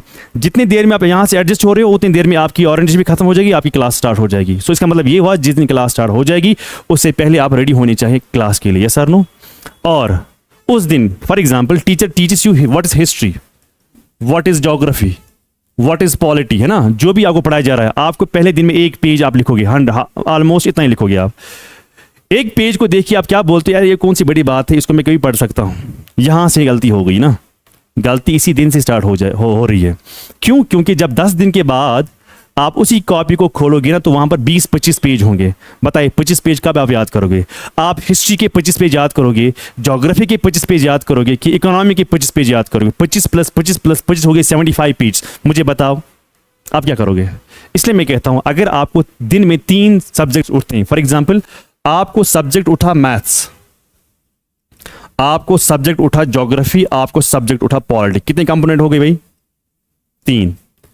आपको क्या करना है? मैथ्स जिसका कमजोर है उसको मैथ्स के लिए ज्यादा टाइम निकालना होगा। All of you are in the same boat. For example इसका मैथ्स अच्छा है ना, इसका ज्योग्राफी खराब है। जितना उसका मैथ्स अच्छा है ना उतना इसका ज्योग्राफी अच्छा है, पर उसका ज्योग्राफी खराब है, इसका मैथ्स खराब है। तो सेम क्या है? एक ही बोर्ड में हम है ना सेम। इसलिए मैं कहता हूं कि जिसको जो सब्जेक्ट कमजोर है उसको उस सब्जेक्ट के लिए मेहनत ज्यादा करनी होगी। फॉर एग्जाम्पल मेरा मैथ्स अच्छा नहीं है, मुझे ना ऐसे कुछ लड़के बोलते हैं जैसे कि अभी एनटी का है ना वो चल रहा है अभी, पर जब होगा एग्जाम तब होगा। मुझे एक दोस्त बोल रहा है कि सर अगर मैं मैथ्स को छोड़ूं मेरी सिलेक्शन हो जाएगी। आई सेड अल्टीमेटली मैं कहूंगा कि नो। क्या ये पॉसिबल है? अगर आप 10 मार्क्स छोड़ रहे हो आउट ऑफ 20, वहां पर रहेगी 110। 110 में आप श्योर हो कि 110 में आप 110 करोगे? नहीं करोगे ना, आप 70 करोगे, 80 करोगे। सो मैथ्स के अगर आप 10 भी कर रहे हो तो आप आगे जा रहे हो। सो 1 मार्क्स ऐसा होता है जो आपको लिस्ट में रखता है और वही 1 मार्क्स ऐसा होता है जो आपको लिस्ट से बाहर करता है। इसलिए मैं कहता हूं कि एक क्वेश्चन गलत करने पर आपकी आप सिलेक्शन लिस्ट से दूर रहते हो। 1 मार्क्स अच्छा करने से उसको पूछो ना जिसको 82 कट हुआ उसको आ गई थी 81। इसको पूछो जिसको 40 आ गई ना, मैं उसकी बात नहीं कर रहा हूं। जिसको 1 मार्क्स अगर होता उसकी जिंदगी बदल जाती। जिंदगी बदल जाती है पैसे से, ठीक है ना? आपका लिबास, आपका खाना, आपका उठना, आपका बैठना, आपका बिहेवियर, आपका तौर तरीका, आपका देखना, सब चीज़ें जो है ना ये पैसे से ही आज की तारीख में, आज की तारीख की बात कर रहा हूँ। सब कुछ मैं नहीं कहता हूँ कि दिस एवरीथिंग। आप इसको नहीं मिला सकते हो रिलीजन के साथ। जिस मज़हब से आप हो, चाहे हिंदुज़म से हो, सिखिज़म से हो, इस्लाम से हो, जिस मज़हब से आप हो, आप पैसे को कभी नहीं मिला सकते हो किसके साथ, वो अलग बात है। मैं वहाँ वो डिबेट अलग है, मैं उधर नहीं जाऊँगा। लेकिन आजकल की तारीख में हमारी सोसाइटी के हिसाब से, अच्छा मुझे बता, अगर मैं ये बात गलत भी बोल रहा हूँ, मुझे बता आप यहाँ पर क्या कर रहे हो फिर? तो इट इंडिकेट्स आप इसलिए यहाँ पर हो कि ताकि हमारी माशी हालत जो है ना वो सही हो जाए, या सर नो, पैसे की इकोनॉमी जो हमारी वो सही हो जाए। अदरवाइज आपको यहाँ क्यों होते हैं? इस कुर्सी पर बैठना, दिन रात मेहनत करना, 6 महीने 7 महीने क्लास में बैठना, क्या ईजी है? मुश्किल है, पर बैठना है। क्यों बैठना है? ताकि अगर मैं 6 महीने या 7 महीने 8 महीने खराब ही गुजार रहा हूँ, लेकिन जो इसका एंड होगा वो सही होगा। हम कहते हैं ना जन्नत कब मिलती है? पहले मौत से गुजरना है। Yes sir no? क्या मौत के बगैर जन्नत जहन्नम का डिसीजन होगा? नहीं होगा ना। सो अगर आपको जन्नत मिलती है आपको मौत से गुजरना है। मौत क्या आसान है? तो हदीस नहीं है कि मौत बहुत मुश्किल है। जैसे कि एक कांटे की ना वो छड़ी होती है, आप कॉटन की बोरी से निकालते हो तो कैसे निकलता है कॉटन? कॉटन ही निकलता है ना बाहर। इसको हम कहते हैं मौत। आप बताइए मौत ईजी है कि मौत मुश्किल होती है? बहुत मुश्किल होती है। सो मौत से गुजरने के बाद आपको आगे जो होगा वो मिलेगा। मैं ये भी कहता हूँ क्लास में कि सबसे ज्यादा मुसीबत किस पैगंबर को देखना पड़ा? जितने आपने पैगंबर देखे सबसे ज्यादा खराब जिंदगी किसको थी? हमारे प्रॉफिट को। लेकिन अल्लाह ताला ने सबसे ज्यादा मकाम उसी को ही किया। तो इससे हमें सबक सीखना है ना। हमें क्या सबक सीखना है? हमें ये सबक सीखना है कि अगर उनकी जिंदगी खराब हुई थी इस दुनिया पर, इसलिए अल्लाह ताला ने उसी का ही मकाम क्या किया। सो मेरी जिंदगी अगर खराब है, अगर मैं भी मेहनत करूंगा, खराबी हो जाएगी ना। खराबी मतलब मेरी खराब जिंदगी, लेकिन मैं मेहनत कर रहा हूँ। इस मेहनत करते करते करते करते करते इस खराब जिंदगी को मैं आगे जा रहा हूँ। तो मैंने खराब जिंदगी को क्या किया? अब छोड़ दिया। लेकिन छोड़ना कैसे है? मेहनत से। ऐसे मत होगा कि आप हाथ पैर बंद करेंगे उसके बाद कहेंगे कि जो होगा सो होगा, अल्लाह ताला जो है वो देखता है। तो आपने फिर हदीस की इंटरप्रिटेशन गलत की है, आपको दीन को गलत समझा है, तौर तरीके को भी गलत समझा है। आपको ऐसा कुछ भी नहीं मिलेगा जब तक आप अपने हाथ पैर नहीं हिलाओगे। क्लियर? अगर आपको हदीस कम समझ में आता है, मैं कोहली की बात करूं, कोहली ने कहा है कि तुम हाथ पैर कितना भी घुमाओ वही होगा जो उसको करना होगा। ठीक है ना? तो इसीलिए आप आए हैं पर अपने आप को ज़ाया ना करना। और कहते हैं ये जो एज है ना, ये वाली एज, ये ऐसी एज होती है, इसमें कुछ भी समझ में नहीं आता कि मैं क्या करूं। इसमें समझ आता है कि जो मुझे अच्छा लगता है। But let me tell you honestly, आप ना पढ़ें इस एग्ज़ाम को इस तरह जिस तरह आप चाहते हो। आप इस एग्जामिनेशन को ऐसे पढ़ो जिस तरह एवेलुएटर चाहता है। एग्जाम जो सेटर होता है ना, पेपर सेटर, जैसे वो चाहता है आपका पढ़ना, आप वैसे ही पढ़ो। उसी के लिए होती है कोचिंग, उसी के लिए टीचर आपके सामने होता है, इसलिए टीचर आपको बोलता है कहाँ से पढ़ना है। अगर आप 3 महीने 4 महीने बैठते हो ना टीचर के साथ, फिर आपको टीचर की ज़रूरत नहीं होती है। फिर आपको एक गाइड मिलता है ना, आपको एक अप्रोच मिलता है, आप फिर खुद से भी कर सकते हो। लेकिन स्टार्टिंग के लिए आपको टीचर चाहिए। 3 महीने 4 महीने 5 महीने यहाँ पर बैठो, आपको पता, जैसे कि फॉर एग्जाम्पल बच्चा होता है, बच्चे को हम क्यों करते हैं नर्सरी, LKG UKG फर्स्ट क्यों करते हैं? ताकि पहले उसका हाथ बैठ जाएगा ना कॉपी पर कि मुझे A कैसे लिखना है, B कैसे लिखना है, अलिफ कैसे लिखना है, ये सर नो। सो आहिस्ता आहिस्ता 1 2 अलिफ बे वगैरह सीखता है। उसके बाद उसको ये सिखाना पड़ता है, उसके बाद वो फुल सेंटेंस लिखता है। लेकिन फुल सेंटेंस के लिए आपको पहले यहाँ पर आपको टीचर का वो हाथ पकड़ के होना चाहिए जिसमें आप लिख सकते हो। मतलब यहाँ पर मैं आपका हाथ नहीं थोड़ी पकड़ूंगा ना, मतलब इसका मतलब ये हुआ कि पहले स्टार्टिंग हम करते हैं, सीखते हैं कहाँ से पढ़ना है, किस तरह पढ़ना है, कहाँ नहीं पढ़ना है, किस तरह PVQ को सॉल्व करते हैं, और उसके बाद आपको किसी भी चीज़ की ज़रूरत, उसके बाद आप खुद कर सकते हो। Clear? So at the and I will conclude कि मैं कहता हूँ कि आप कहीं पर भी पढ़ें, आपको सेल्फ स्टडी खुद करनी होगी। सेल्फ स्टडी, हम कहते हैं ना कि self study is the key. मैं कितना भी पढ़ा हूं, आप नहीं पढ़ोगे, क्या इसको हम कहेंगे ये सिलेक्शन है? तो सबसे पहले अगर आपको याद रखना होगा, अगर आपको सेल्फ स्टडी करनी होगी, लेकिन सेल्फ स्टडी किस तरह होगी, क्या माने निकाला आपने सेल्फ स्टडी को? किताब उठाना, पेपर उठाना, लगा स्टार्ट किया पढ़ना ना। सेल्फ स्टडी जो है, इसके लिए आपको स्किल होना चाहिए। पर ये स्किल कहां से आता है? ये स्किल आता है आपको क्लासरूम में। क्लियर? क्लासरूम में जब स्किल आता है तो आपको कंसिस्टेंसी बैठती है। सो जब आपके पास स्किल होगा, जब आपके पास कंसिस्टेंसी होगी, तब जाके क्या बनता है भाई? तब जाके सेल्फ स्टडी बनती है। क्योंकि मैं कहता हूं आपको, क्लास आपको 10 बजे है, आपको दिमाग में बैठा मुझे 10 बजे क्लास है, मुझे क्लास को जानना है, तो ये आपके दिमाग में बैठा, एक डिसिप्लिन बैठा, एक कमिटमेंट बैठा कि मुझे 10 बजे क्लास है, मैं क्लास को डिले नहीं करूंगा, मैं बैठूंगा क्लास में। भले ही अगर मैं 10 चीज़ ना सीखूं, 2 ही चीज़ सीखूं, 10 चीज़ मुझे याद नहीं रही, 4 ही चीज़ याद रही, कम से कम घर जाके मैं उसको क्या करूं, रिवाइज करूं। But I must tell you one more interesting fact, that is हमेशा हम लिखने पर जोर करते हैं। मैं नहीं कहता हूं कि लिखना नहीं, लिखना इज इंपॉर्टेंट, लेकिन हम लिखते लिखते पता नहीं कहाँ होते हैं कि आपको दिमाग में ये आता है, चलो ठीक है, मुझे अगर समझ में ना आया इसको मैं घर में रिपीट करूं। अरे घर क्यों जा रहे हो रिपीट करने के लिए? आप लिखते लिखते ही, पढ़ते पढ़ते ही आप टॉपिक को समझो, आप कॉन्सेप्ट को समझो। घर में आपको रिवीजन करने की जरूरत नहीं पड़नी चाहिए, बल्कि क्या करें, लिखते लिखते याद करें, लिखते लिखते यहाँ क्लासरूम में। घर में आप सिर्फ वो चीज़ देखो जो चीज़ आप भूल गए। अगर आपको यहाँ क्लास में बैठ के फिर से नया पढ़ना पड़े घर में, फिर आप क्लास में नहीं होते, फिर क्लास का मतलब क्लास आया है। टीचर के हिसाब से क्लास नहीं जाए हैं, बच्चा आपके हिसाब से क्लास है। फॉर एग्जांपल मैंने आज पढ़ाए 10 पॉइंट्स,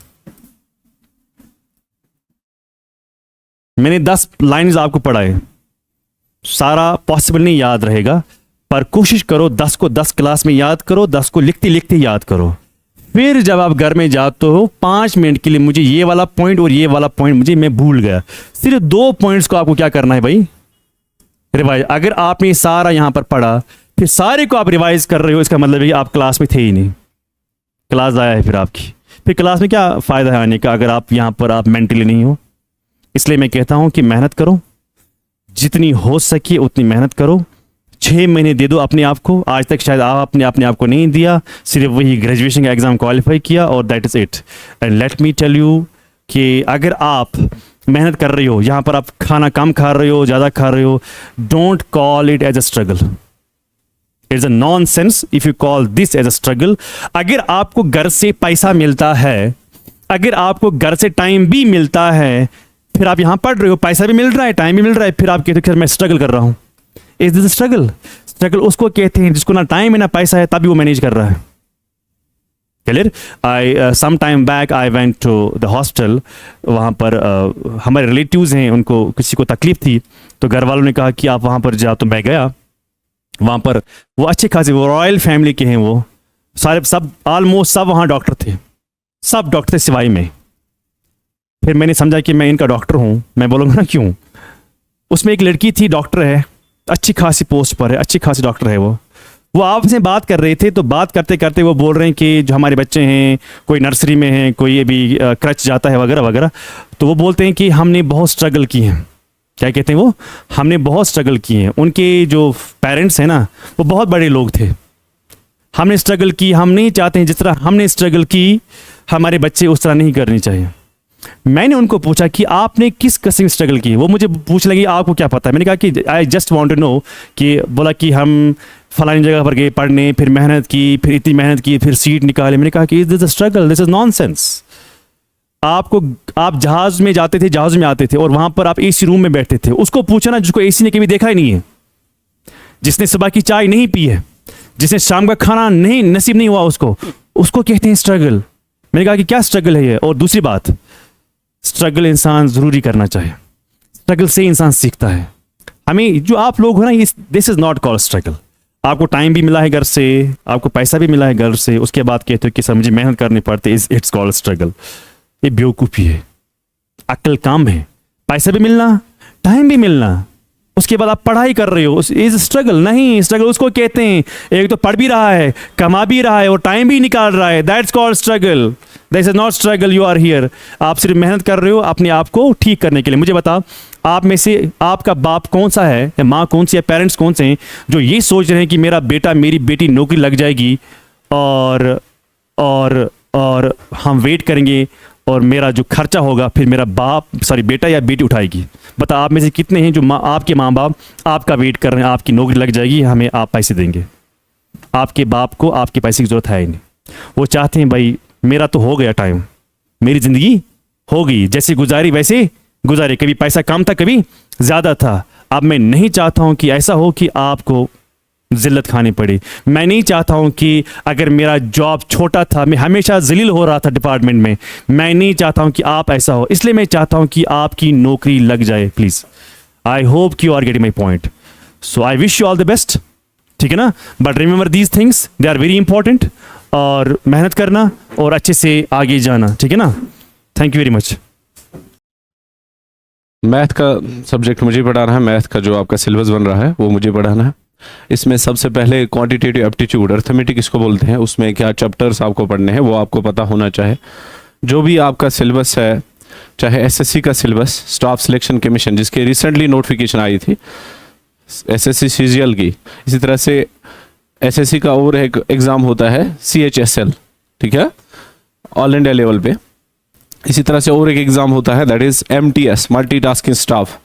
तो एसएससी चाहे CPO, सेंट्रल पुलिस ऑर्गेनाइजेशन, जितने भी एग्जाम्स होते हैं एसएससी के लेवल पे, तो उसका यही सिलेबस है जो यहाँ पे पढ़ा रहे हैं आपको, यही सिलेबस है. इसके अलावा आपका एसएसबी का देना एक होगा किसी का, तो एसएसबी का सारा सिलेबस इसी से आपको निकलेगा. चाहे आप JKS का एग्ज़ाम दोगे, KS का पेपर भी अगर दोगे, CSET, यहीं से निकलेगा आपको सारा कुछ. इसी तरह से UPSC एग्ज़ाम करता है, IAS का या बाकी जितने भी एग्ज़ाम UPSC करता है, उसकी रिगार्डिंग जो अगर मैथ्स का सेक्शन होगा तो इसी में से आपका सारा कुछ निकल सकता है. अलग से पढ़ने की ज़रूरत नहीं है. तो यहाँ जो सिलेबस है आपका, उसमें सबसे पहले आपको जो आ रहा है that is number system. Number system सबसे पहले है. नंबर सिस्टम में बहुत सारी चीज़ें आपको पढ़नी है. Classification of numbers, operation of number, divisibility, बाकी यूनिट डिजिट कैसे फाइंड करते हैं हम, या इसके अलावा रिमाइंडर थ्योरम, जो इसके सब टॉपिक्स जितने भी बनते हैं, 5, 8, 9 टॉपिक्स बनते हैं, वो सभी हम इन डिटेल पढ़ेंगे. इसके अलावा आपके जो नंबर सिस्टम का ही टॉपिक है LCM HCF फाइंड करना, इसके एप्लीकेशंस उनको हम देखेंगे अलग से. इसी तरह से फ्रैक्शंस पढ़ना है हमें. फ्रैक्शंस के टाइप्स पढ़ने हैं, बहुत सारे हैं.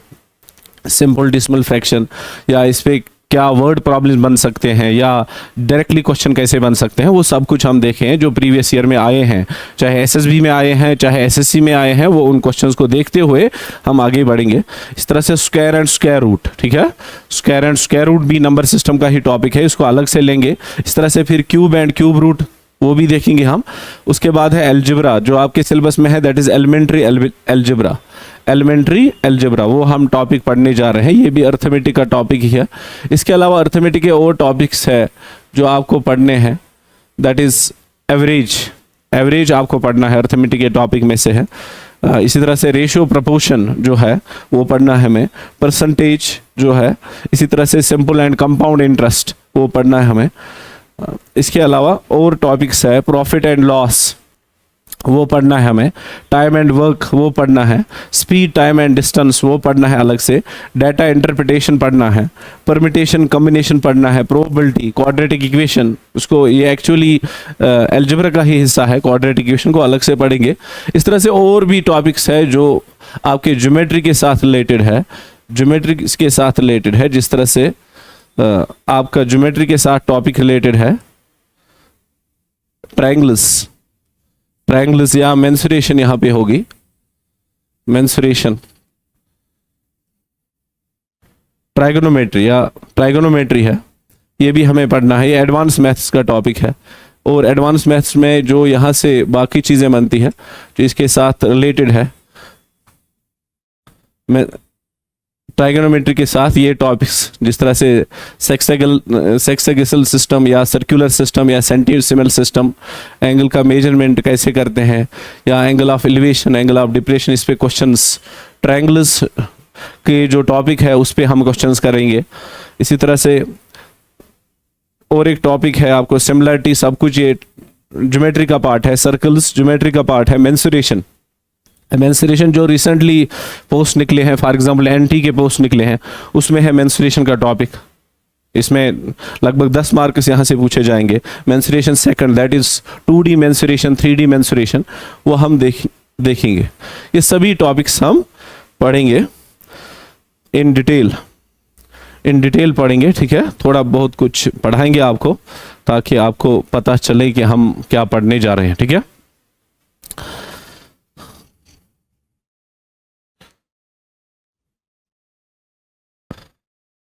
तो अगर हम देखेंगे, एक टॉपिक पढ़ाएंगे आपको, थोड़ा बहुत इसका ओवरव्यू देंगे, लेकिन फिर हम जब आपके रेगुलर क्लास स्टार्ट होंगे, हम स्टार्ट से ही आ जाएंगे, बीच में ही मैं आज टॉपिक उठाऊंगा। जिस तरह से एक टॉपिक है, दैट इज एवरेज अर्थमेटिक का टॉपिक है। एवरेज पढ़ा भी होगा आपने किसी ने, एवरेज क्या है, ठीक है, या जिसको बोलते हैं अर्थमेटिक मीन,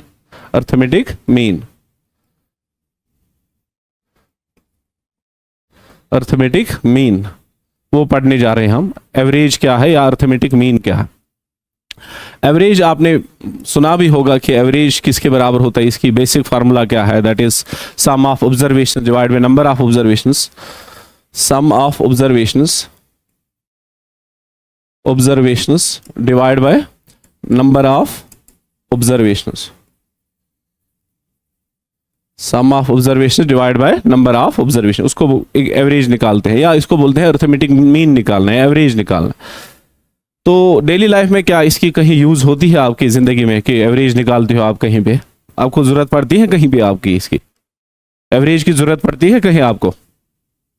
हाँ, कहाँ पे आपकी डेली लाइफ में इसकी यूज होता है कहीं, एवरेज की?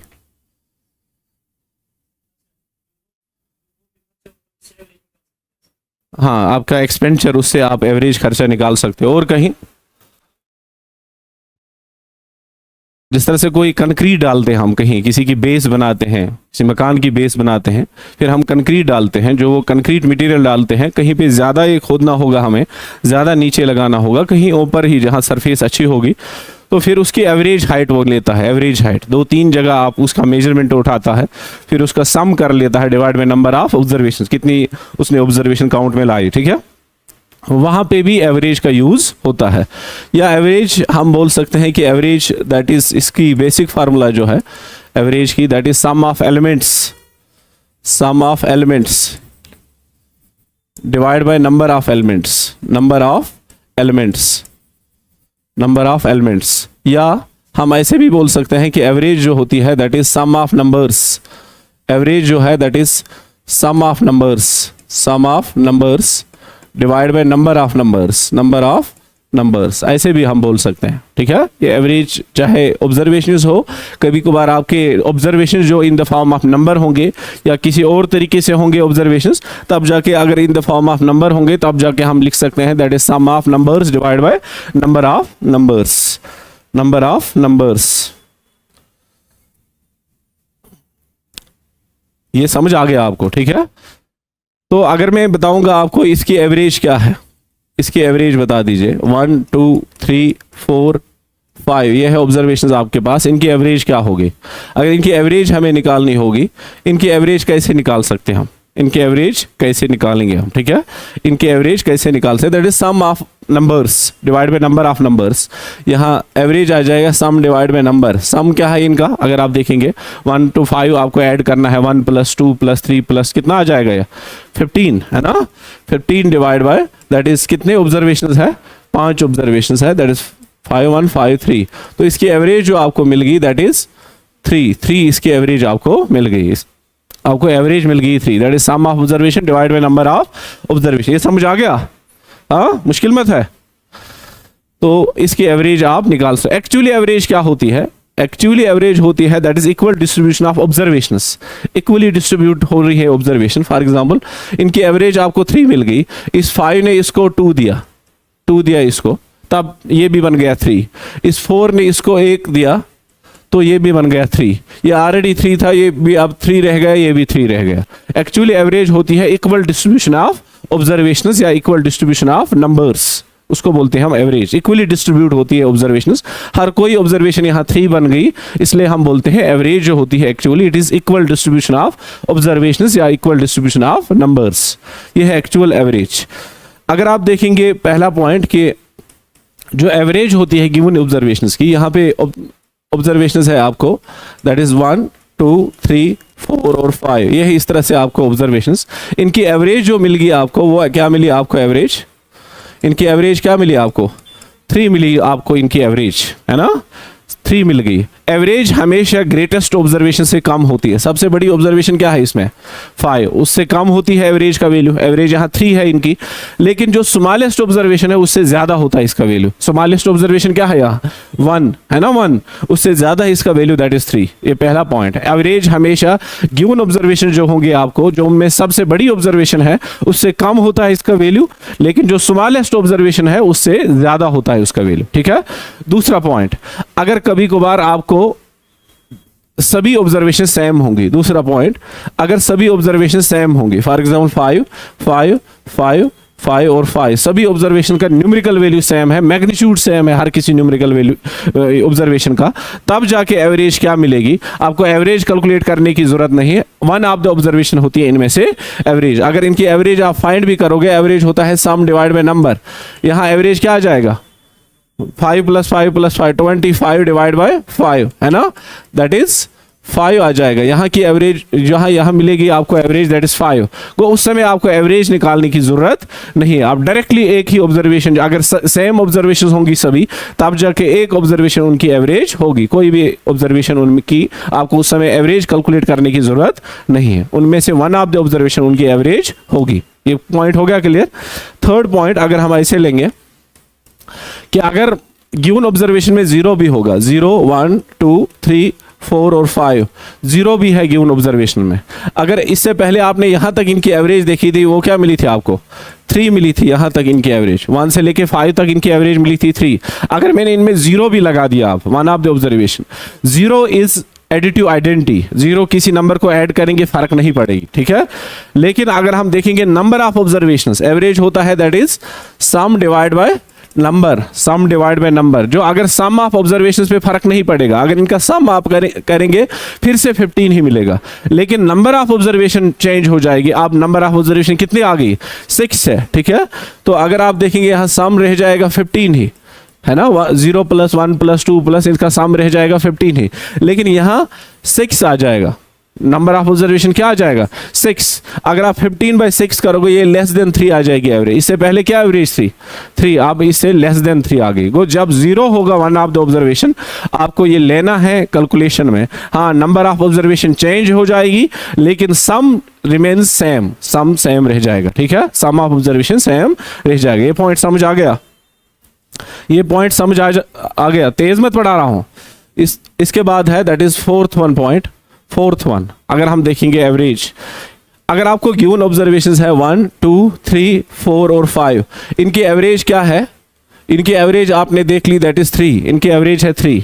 अगर हम गिवन ऑब्जर्वेशन को बढ़ाएंगे with the some definite number, non zero number, हर किसी ऑब्जर्वेशन को हम बढ़ाएंगे with a definite number. For example अगर ये ऑब्जर्वेशन थी इससे पहले 1, मैंने इसको बढ़ाया 2, क्या बढ़ाया? ऐड किया 2, ये ऑब्जर्वेशन चेंज हो जाएगी, इसका वैल्यू चेंज हो जाएगा, इसका वैल्यू निकल के आ जाएगा 3। अगर ये ऑब्जर्वेशन है, इसका वैल्यू भी मैंने बढ़ाया 2, इसी तरह से इस ऑब्जर्वेशन का वैल्यू भी बढ़ाया 2, इस तरह से इस ऑब्जर्वेशन का वैल्यू भी बढ़ाया 2, इसका भी बढ़ाया 2। हर कोई ऑब्जर्वेशन में इंक्रीज कर रहा हूँ विद द वैल्यू ऑफ 2 से बढ़ा रहा हूँ, प्लस कर रहा हूँ हर किसी ऑब्जर्वेशन को 2, तब जाके न्यू ऑब्जर्वेशन निकल के आ जाएंगे दैट इज 2 + 1 दैट इज 3। ये क्या बन जाएगा? 4। ये क्या बन जाएगा? 5। ये क्या? 4 + 2 6। ये क्या आ जाएगा? 7। इस तरह से न्यू ऑब्जर्वेशन निकल के आ जाएंगे। गो हर किसी ऑब्जर्वेशन को हमने एक डिफिनिट वैल्यू से बढ़ा दिया तो ये न्यू ऑब्जर्वेशन निकल के आ गई। अगर आपको इनकी एवरेज बतानी होगी, इन ऑब्जर्वेशंस की एवरेज कैलकुलेट करने की जरूरत नहीं है। एवरेज होता है that is sum divide by number. आपको इनका सम करना होगा divide by number of observation. Number of observation कितनी है? 5। तो आपको दोबारा सम करना होगा। सम चेंज हुआ होगा ना, लेकिन ये करने की जरूरत नहीं है। प्रीवियस जो एवरेज इनकी थी उसी को सम करना है, वही जिससे आपने बढ़ाया। किससे बढ़ाया आपने? अगर आपको इनकी एवरेज देखनी होगी, इनकी एवरेज हो, प्रीवियस एवरेज क्या थी इनकी? 3। उसी को कितना, हर किसी ऑब्जर्वेशन को कितना आपने बढ़ा दिया? 2। आपको इसको भी 2 बढ़ाना है उस प्रीवियस एवरेज को। जो इनकी न्यू एवरेज निकल के आ जाएगी वो आ जाएगी 5। अगर आप चेक भी करोगे इनकी एवरेज आ जाएगी 5। तो अगर आप प्रीवियस ऑब्जर्वेशंस को जो इनकी एवरेज होगी किसी डिफिनिट नंबर से, नॉन जीरो नंबर से बढ़ाएंगे, जो इनकी न्यू एवरेज निकल के आ जाएगी, प्रीवियस एवरेज को वो नंबर ऐड करना है जिससे आपने बढ़ा दिया, आपको इसकी एवरेज मिलेगी। उस समय एवरेज कैलकुलेट करने की दोबारा जरूरत नहीं है। ठीक है, ये पॉइंट समझ आ गया। 5th वन, अगर हम देखेंगे इसी तरह से, अगर आपके पास ऑब्जर्वेशंस है 2 3 4 5 6, यह है ऑब्जर्वेशंस आपके पास। ठीक है, इनकी एवरेज अगर निकालनी होगी दैट इज 4 आ जाएगी ना, एवरेज 4 आ जाएगी इनकी एवरेज। देख लीजिए 4 ही आ जाएगी। दैट इज 2 + 3 + 4 + 5 + 6 डिवाइड किससे करना है? नंबर ऑफ ऑब्जर्वेशन कितनी है? 5। आप देख लीजिए 4 ही आ जाएगी फिर एवरेज। ठीक है, लेकिन अगर आप हर किसी ऑब्जर्वेशन को घटाएंगे, for example same definite number से घटाएंगे, मैं यहाँ से 1 से घटा रहा हूँ, हर किसी ऑब्जर्वेशन को माइनस कर रहा हूँ 1, माइनस कर रहा हूँ 1, माइनस कर रहा हूँ 1। ठीक है, घटा रहा हूँ हर किसी ऑब्जर्वेशन को। जो न्यू ऑब्जर्वेशन निकल के आ जाएगी वो क्या आ जाएगी? 1 2 4 - 1 दैट इज 3। ये क्या आ जाएगा? 4। ये क्या बन जाएगा? 5। न्यू ऑब्जर्वेशन इस तरह से आपको बन जाएगी। ठीक है, इससे पहले एवरेज क्या थी? अब इनकी एवरेज क्या है? आपको इसकी एवरेज पता है, 1 से 5 तक इनकी एवरेज क्या है? अभी आपने पढ़ लिया था ना, इनकी एवरेज क्या है? 3। लेकिन इनकी एवरेज 3 है, पहले एवरेज क्या थी? 4। आपको इनकी एवरेज निकालने की जरूरत नहीं। जो इनकी प्रीवियस नंबर्स की ऑब्जर्वेशंस की एवरेज है उसी को घटाना है उसी नंबर से। इनकी एवरेज थी 4, हर किसी एवरेज नंबर को किससे हमने घटा दिया? 1 से। 1 घटा दिया दैट इज 3। इनकी भी एवरेज यहाँ 3 है ना। अगर आपको गिवन ऑब्जर्वेशंस होंगी, फिर उन गिवन ऑब्जर्वेशन को हम घटाएंगे किसी नंबर से, हर सेम नंबर से घटाएंगे, तो जो न्यू ऑब्जर्वेशन बन जाएगी उनकी एवरेज क्या होगी? जो प्रीवियस ऑब्जर्वेशंस की एवरेज है उसी नंबर से उसको भी घटाना है, उनकी एवरेज आपको मिलेगी। हो गया क्लियर ये पॉइंट? इसी तरह से अगर आपके पास प्रीवियस ऑब्जर्वेशंस होंगी उसको हम डिक्रीज करेंगे। डिक्रीज इस तरह से भी कर सकते हैं, सबट्रैक्ट करके। डिक्रीज ऐसे भी कर सकते हैं, हम डिवाइड करेंगे किसी नंबर को तब जाके भी डिक्रीज होगा। फॉर एग्जाम्पल 4 को हमने डिवाइड किया 2, तो वहां से क्या मिलेगा आपको? हो गया ना डिक्रीज। इससे पहले इसका वैल्यू क्या था? 4, अब डिक्रीज हो गया। डिवाइड करने से डिक्रीज होता है नंबर, या सबट्रैक्ट करने से डिक्रीज होता है नंबर। 2 तरीके हैं डिक्रीज करने के। इंक्रीज 2 तरीके से हो सकता है, या ऐड कर सकते हैं या मल्टीपल कर सकते हैं ना। मल्टीप्लिकेशन से भी बढ़ जाएगा नंबर। अगर आपको गिवन नंबर्स होंगे, गिवन ऑब्जर्वेशंस होंगे, फिर इनको डिक्रीज करेंगे with the help of division. Divide करेंगे हर किसी ऑब्जर्वेशन को। ठीक है, किसी सेम नंबर से डिवाइड करेंगे। अगर न्यू ऑब्जर्वेशन जो निकल के आ जाएंगे, अगर उनकी एवरेज बतानी है, जो प्रीवियस ऑब्जर्वेशंस होंगी उसको भी उसी, जो इनकी एवरेज होगी उसको भी उसी नंबर से डिवाइड करना होगा। जिस तरह से आपने ये देख लिया, इसी तरह से अगर गिवन ऑब्जर्वेशन को हम इंक्रीज करेंगे मल्टीप्लिकेशन करके, हर किसी ऑब्जर्वेशन को बढ़ाएंगे, 2 मल्टीपल करेंगे या 3 मल्टीपल करेंगे, जो भी डिफिनिट नंबर होगा, जो उनकी एवरेज बनेगी प्रीवियस ऑब्जर्वेशंस को, जो न्यू ऑब्जर्वेशन निकल के आ जाएंगी, उनको आपको वही नंबर मल्टीपल करना है, प्रीवियस एवरेज को आपको उनकी एवरेज मिलेगी। उस समय आपको अलग से एवरेज कैलकुलेट करने की जरूरत नहीं है। ये प्रॉपर्टीज ऑफ एवरेज है, ठीक है, प्रॉपर्टीज ऑफ एवरेज। जरा ये क्वेश्चन करो आप फिर।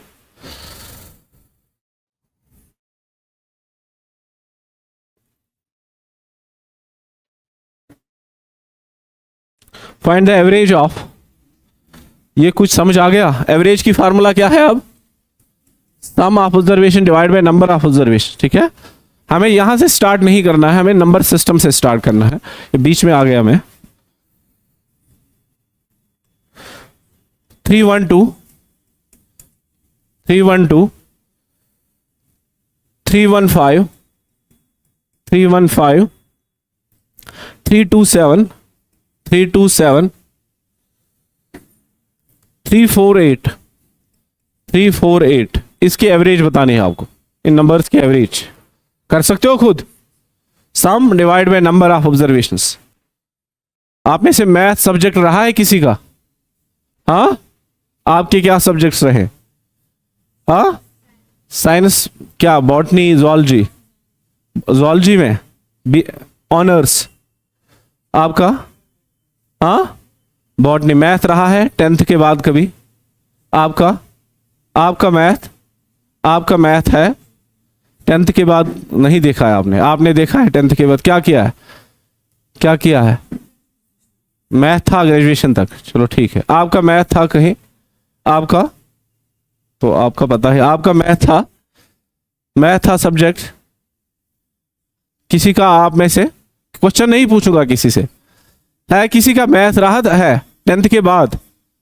तो फिर उसी लेवल में पढ़ाना है ना। फिर करो ये क्वेश्चन जल्दी।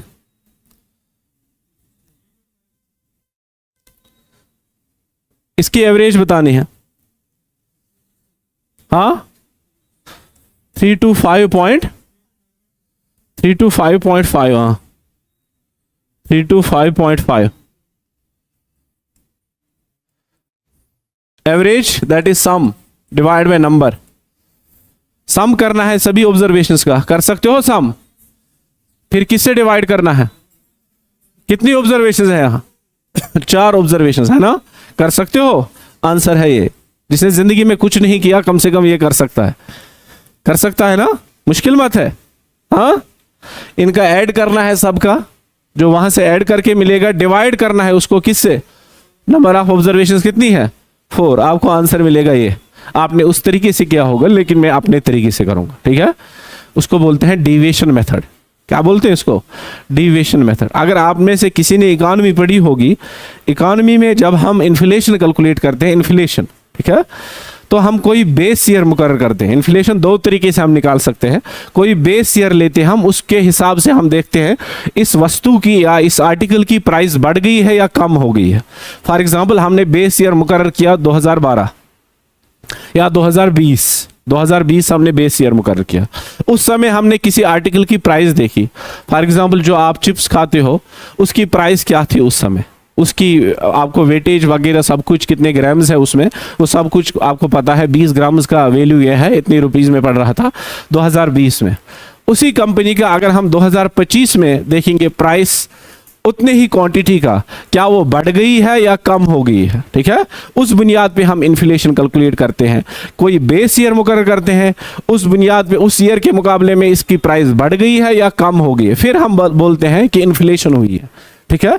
इसी तरह से यहां हम डेविएशन मेथड में कोई नंबर बेस मुकर्रर करेंगे, बेस, ठीक है, बेस मुकर्रर करेंगे। अगर आप देखेंगे ये सभी नंबर्स, अगर आप देखेंगे ये सभी नंबर्स है 300 से अबव, 300 से अबव है सभी नंबर्स। ये है 312, ये 315, ये 327, ये है 348, ये सभी नंबर्स 300 से अबव है। ठीक है, हम बेस मुकर्रर करेंगे 300। ये जरूरी नहीं है कि 300 बेस मुकर्रर करो, कुछ भी बेस मुकर्रर कर सकते हो, लेकिन यहाँ सभी नंबर्स 300 से अबव है तो हम इसकी बेस ले सकते हैं 300। ठीक है, तो इसकी जो एवरेज मिलेगी हमें, हम एवरेज मानेंगे इसकी 300 है, 300 एवरेज है। फिर देखेंगे ये 300 से कितना ज़्यादा है, 12 ज़्यादा है ना, ये 12 ज़्यादा है 300 से। ये कितना ज़्यादा है, 15 ज़्यादा है। ये कितना ज़्यादा है, 27 ज़्यादा है। ये कितना ज़्यादा है, 48। इससे पहले आपको बड़े नंबर्स का ऐड करना था, अब स्मॉलर नंबर्स है इनका ऐड करना है। ये सभी ज़्यादा है 300 से, इनका ऐड कीजिए। 12 प्लस 15 प्लस 27 प्लस 48, इनका सब का सम करना है। कितना आ जाएगा वो, 102। यहाँ ऐड करना है, ठीक है, क्योंकि ये सभी पॉजिटिव आ गए, यहाँ ऐड करना है। जो इनकी एवरेज हमने मान ली थी 300, उसको ऐड करना है। कभी सब्ट्रैक्ट भी हो जाएगा, अगर ये सब्ट्रैक्शन में आ गया वैल्यू कोई बड़ा तो सब्ट्रैक्ट हो जाएगा, लेकिन ये सभी पॉजिटिव ही आ गए तो 102। इनका सम कितना आ रहा है, 12 प्लस 15 प्लस 27 प्लस 28, इनका सम आ रहा है 102। कितनी ऑब्जर्वेशन है यहाँ, इसको डिवाइड करना है 4 से। इसको नहीं करना है, उसको करना है। जो आपने ऑलरेडी एवरेज मानी थी उसको डिवाइड नहीं करना है, जो बचे हुए नंबर है उनको डिवाइड करना है नंबर ऑफ ऑब्जर्वेशन से। नंबर ऑफ ऑब्जर्वेशन कितनी है, 4 2 2। ये तो आपको पता है, कोई भी नंबर जो इवन नंबर होगा लास्ट में 0 2 4 6 8 पड़ेगा, वो 2 से डिवाइड होता है। जिसका लास्ट डिजिट क्या होगा, इवन। यहाँ लास्ट डिजिट क्या है, 102 का 2 है ना, है ना 2 को, ये इवन नंबर है, 2 से डिवाइड हो जाएगा, 4 भी डिवाइड हो जाएगा। 2 2 2 5 2 1, 51 डिवाइड बाई 2। 51 के 2 हिस्से करने हैं, क्या आ जाएगा, 25.5। तो ये आ जाएगा 300 plus 51 divide by 2, that is 51 के 2 हिस्से करने हैं, दैट इज 25.5। 25.5 को इसका वैल्यू आ गया आपको 25.5। इसके साथ जोड़ दीजिए 300 प्लस 25.5, दैट इज 325.5। ये इसकी एवरेज। आप ऐसे भी कर सकते हो। अगर आप अपने तरीके से करोगे, सम करना है ऑब्जर्वेशंस का, डिवाइड करना है नंबर ऑफ ऑब्जर्वेशंस। हो गया क्लियर? अच्छा करो और एक example.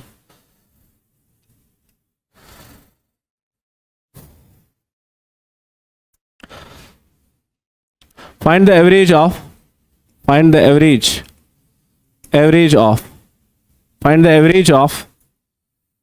65 comma 108 comma 135 112 comma 112 comma 106 से इनकी एवरेज बताओ। हाँ, ये 135, फिर से चेक कीजिए। 65 108, फिर है 135 कामा 112 कामा 106। हाँ क्या, 87.6, फिर से चेक कीजिए। 105, फिर बस इतना ही। 105.5 105.5। सम करना है, एवरेज होता है sum divide by number of observation.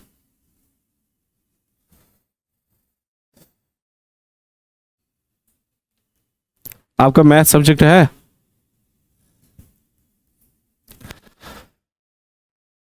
देखो, मैथ की रोल अदा करेगा आपके एग्जाम निकालने का, ठीक है। अगर मैथ नहीं आ जाएगा तो एग्जाम निकालना मुश्किल है, ठीक है। मैथ की रोल अदा करता है एसएसबी में। जिसका मैथ आ जाएगा उसकी सिलेक्शन डन। इसलिए सब कुछ जीरो से स्टार्ट करेंगे। जो भी टॉपिक उठाएंगे मैं ये कंसिडर करके पढ़ाऊंगा आपको जीरो नॉलेज है, ठीक है। तो फिर जीरो लेवल से उठेंगे, जो आपकी अपनी लेवल है यूपीएससी की लेवल तक जाएंगे, ठीक है। लेकिन जीरो से स्टार्ट करेंगे जिस तरह से मैंने ये क्वेश्चन जीरो से उठाए, जीरो लेवल के क्वेश्चन। तो इनका आप सम करेंगे इनका सबका सम करना आ जाएगा, ऐड करना आ जाएगा, ठीक है। डिवाइड किससे करना है, नंबर ऑफ ऑब्जर्वेशन से। नंबर ऑफ ऑब्जर्वेशन कितनी है, 5। तो इसका आंसर फिर ये आ जाएगा, यही आ गया आंसर आपका। हाँ, यही आ जाएगा आंसर। आप अपने तरीके से कीजिए, मैं अपने तरीके से करूंगा, ठीक है। तो इसकी एवरेज मानूंगा, ये सभी लगभग 100 से अबो है, ये 100 से बिलो है, बाकी सभी 100 से, मैं इनकी एवरेज मानूंगा 100 मान ली मैंने एवरेज, क्योंकि ये सभी मेजॉरिटी ऑफ नंबर्स यहाँ पे है वो 100 से अबो है, एक ही 100 से बिलो है, दैट इज 65। ये 100 से कम कितना है 35, गो माइनस 35, जो आपने कंसिडर किया ना 100, उससे कम कितना है 35। तो ये 100 से ज्यादा कितना है जो आपने कंसिडर किया 8, ये कितना ज्यादा है 30 प्लस 35, ये कितना ज्यादा है 12, ये कितना ज्यादा है 6। यहाँ है माइनस 35 प्लस 35, ये कैंसिल आउट होगा, सेम है मैग्नीट्यूड में लेकिन साइन अपोजिट है ना, समझ आ गया। तो फिर क्या बच गया आपको 8 प्लस 12 प्लस 6 कितना है वो 8 कितना 26 शायद, 8 प्लस 12 प्लस 6 26, ऐड करना है 26, लेकिन नंबर ऑफ ऑब्जर्वेशन कितनी है उसको डिवाइड करना है 5 से। 26 डिवाइड बाई 5, 100 तो ऑलरेडी है, प्लस 26 डिवाइड बाई 5 वो कितना आ जाएगा 5 5 25, 5.2 है ना, 5.2 आ जाएगा, 5.2 या 5.5,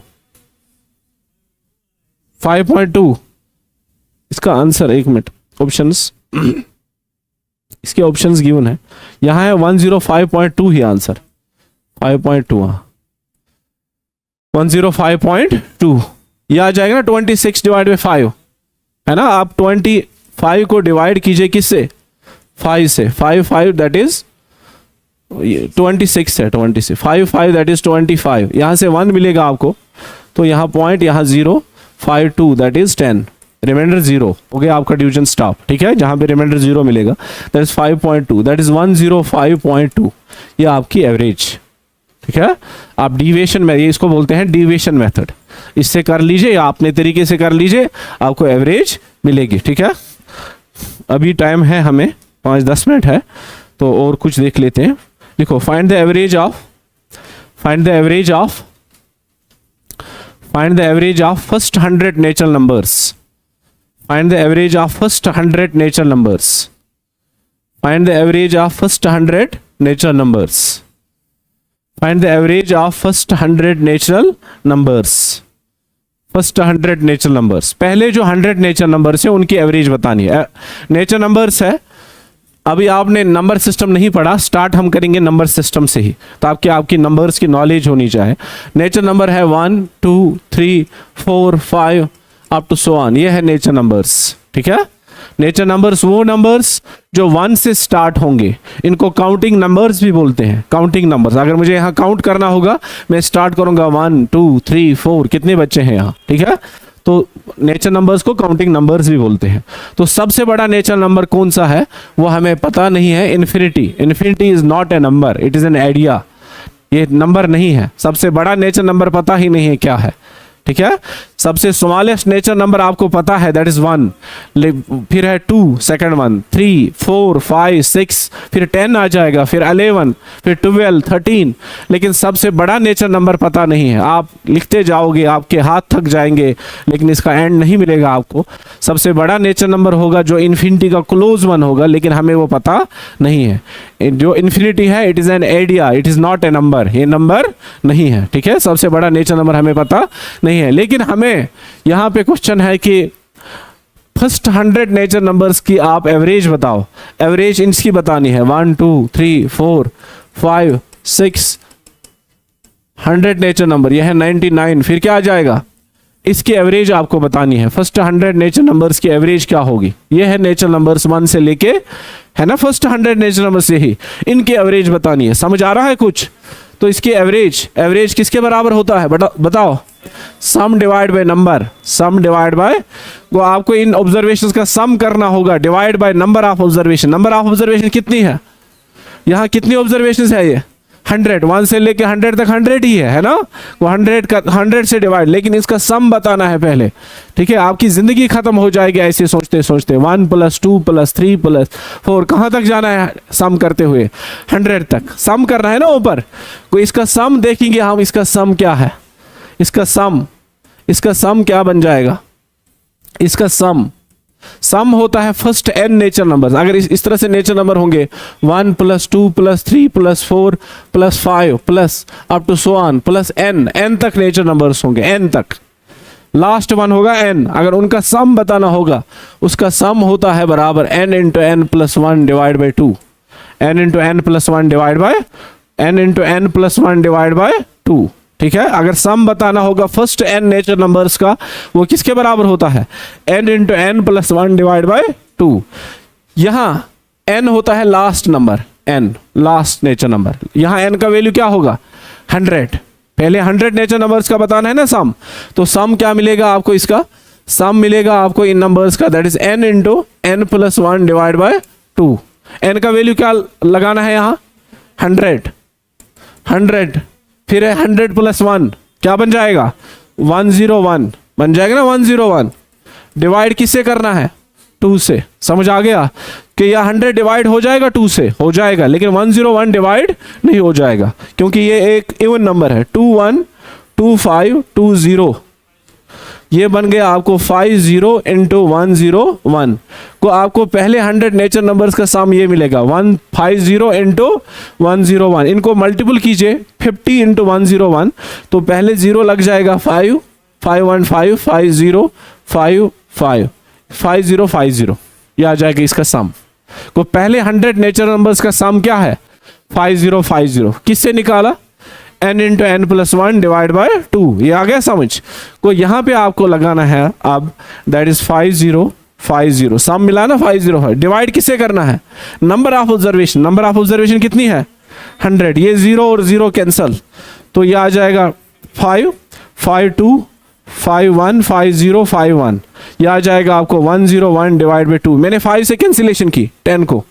52 दैट इज 10, 51 5 50 51 हो गया। 0 तो ऑलरेडी पहले ही कैंसिल हुआ था।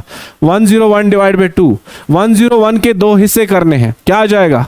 50.5, दैट इज 50.5। ये आ जाएगी इनकी एवरेज। वो फर्स्ट 100 नेचर नंबर्स की एवरेज क्या है? 50.5। 50.5। ठीक है, ये एक मैनुअल तरीका था, मैनुअली आपने इसको कैलकुलेट किया।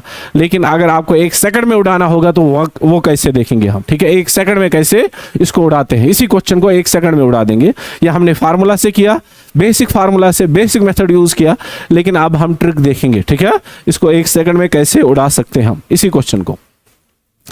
अगर आपको एवरेज निकालनी थी इस नंबर्स की, फर्स्ट 100 नेचर नंबर्स की, 99 फिर है 100, इन नंबर्स की आपको एवरेज बतानी थी।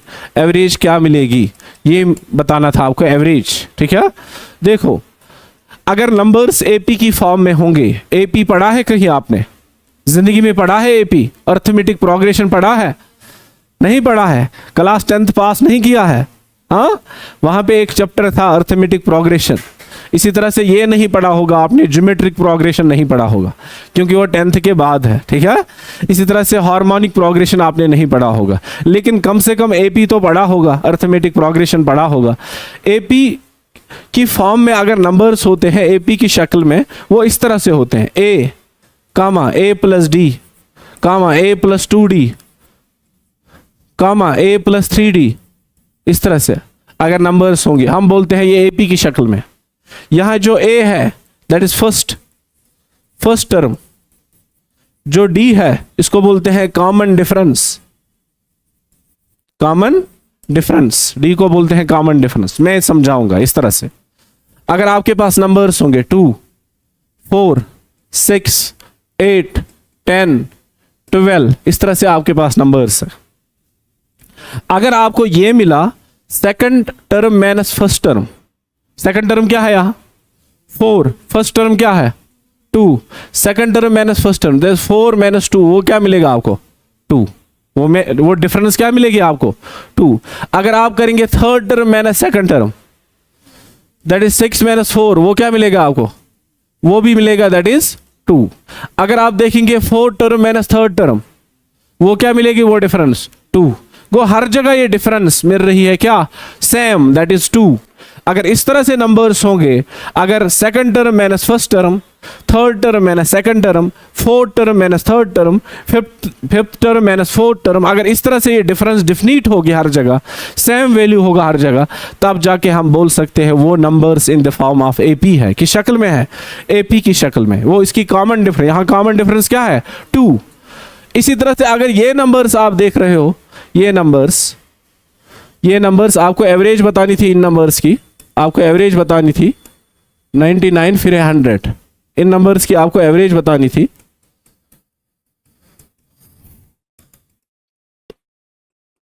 यह है 100। इस तरह से इन नंबर्स की एवरेज बतानी थी। फर्स्ट 100 नेचर, क्वेश्चन यही था ना, क्वेश्चन पे आ रहा हूं फिर से।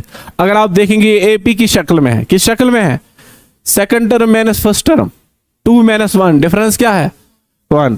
Third term minus second term, difference क्या है, 1। Fourth term minus fourth term minus third term, difference क्या है, 1 है ना। हर जगह ये डिफरेंस 1। नेचर नंबर में हमेशा कॉमन डिफरेंस 1 होती है। एपी की शक्ल में होते हैं, किस शक्ल में होते हैं, वो ये एपी की शक्ल में है 1 से लेके 100 नेचर, या बीच में अगर नेचर नंबर्स होंगे वो भी एपी की शक्ल में होंगे। अगर ये एपी की फॉर्म में है तब जाके इसकी एवरेज होती है, that is first term plus last term divide by 2। आसानी से आप इसकी एवरेज निकाल सकते। फर्स्ट टर्म क्या है, 1, लास्ट टर्म क्या थी, 100 डिवाइड बाई 2, वो आ जाएगा 101 डिवाइड बाई 2, दैट इज 50.5। 101 को डिवाइड करेंगे आप 2 से, वो आ जाएगा 50.5।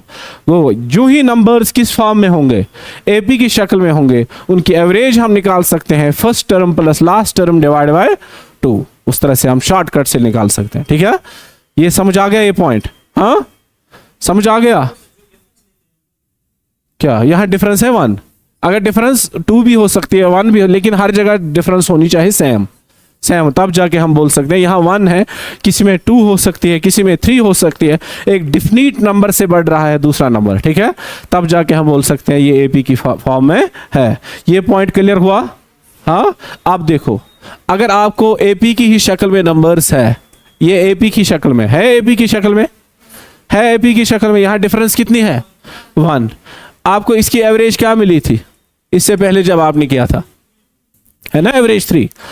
आपको एवरेज निकालने की जरूरत नहीं है, एवरेज होता है सम डिवाइड बाय नंबर। आपको ये करने की जरूरत, अगर एपी की शक्ल में होंगे फिर होंगी terms, odd number of terms. Odd number means या 3 होंगी टर्म्स, या होंगी 5, या होंगी 7, या होंगी 9, या होंगी 11 नंबर ऑफ टर्म्स, या होंगी 13। यहाँ कितनी टर्म्स है, 5। अगर एपी की फॉर्म में होगा लेकिन ऑड नंबर ऑफ टर्म्स होंगी, तब जाके एवरेज कैलकुलेट करने की कोई जरूरत नहीं है। बस क्या करना है, यहां से 2 छोड़ दीजिए, यहां से 2 छोड़ दीजिए, बीच वाली होती है एवरेज।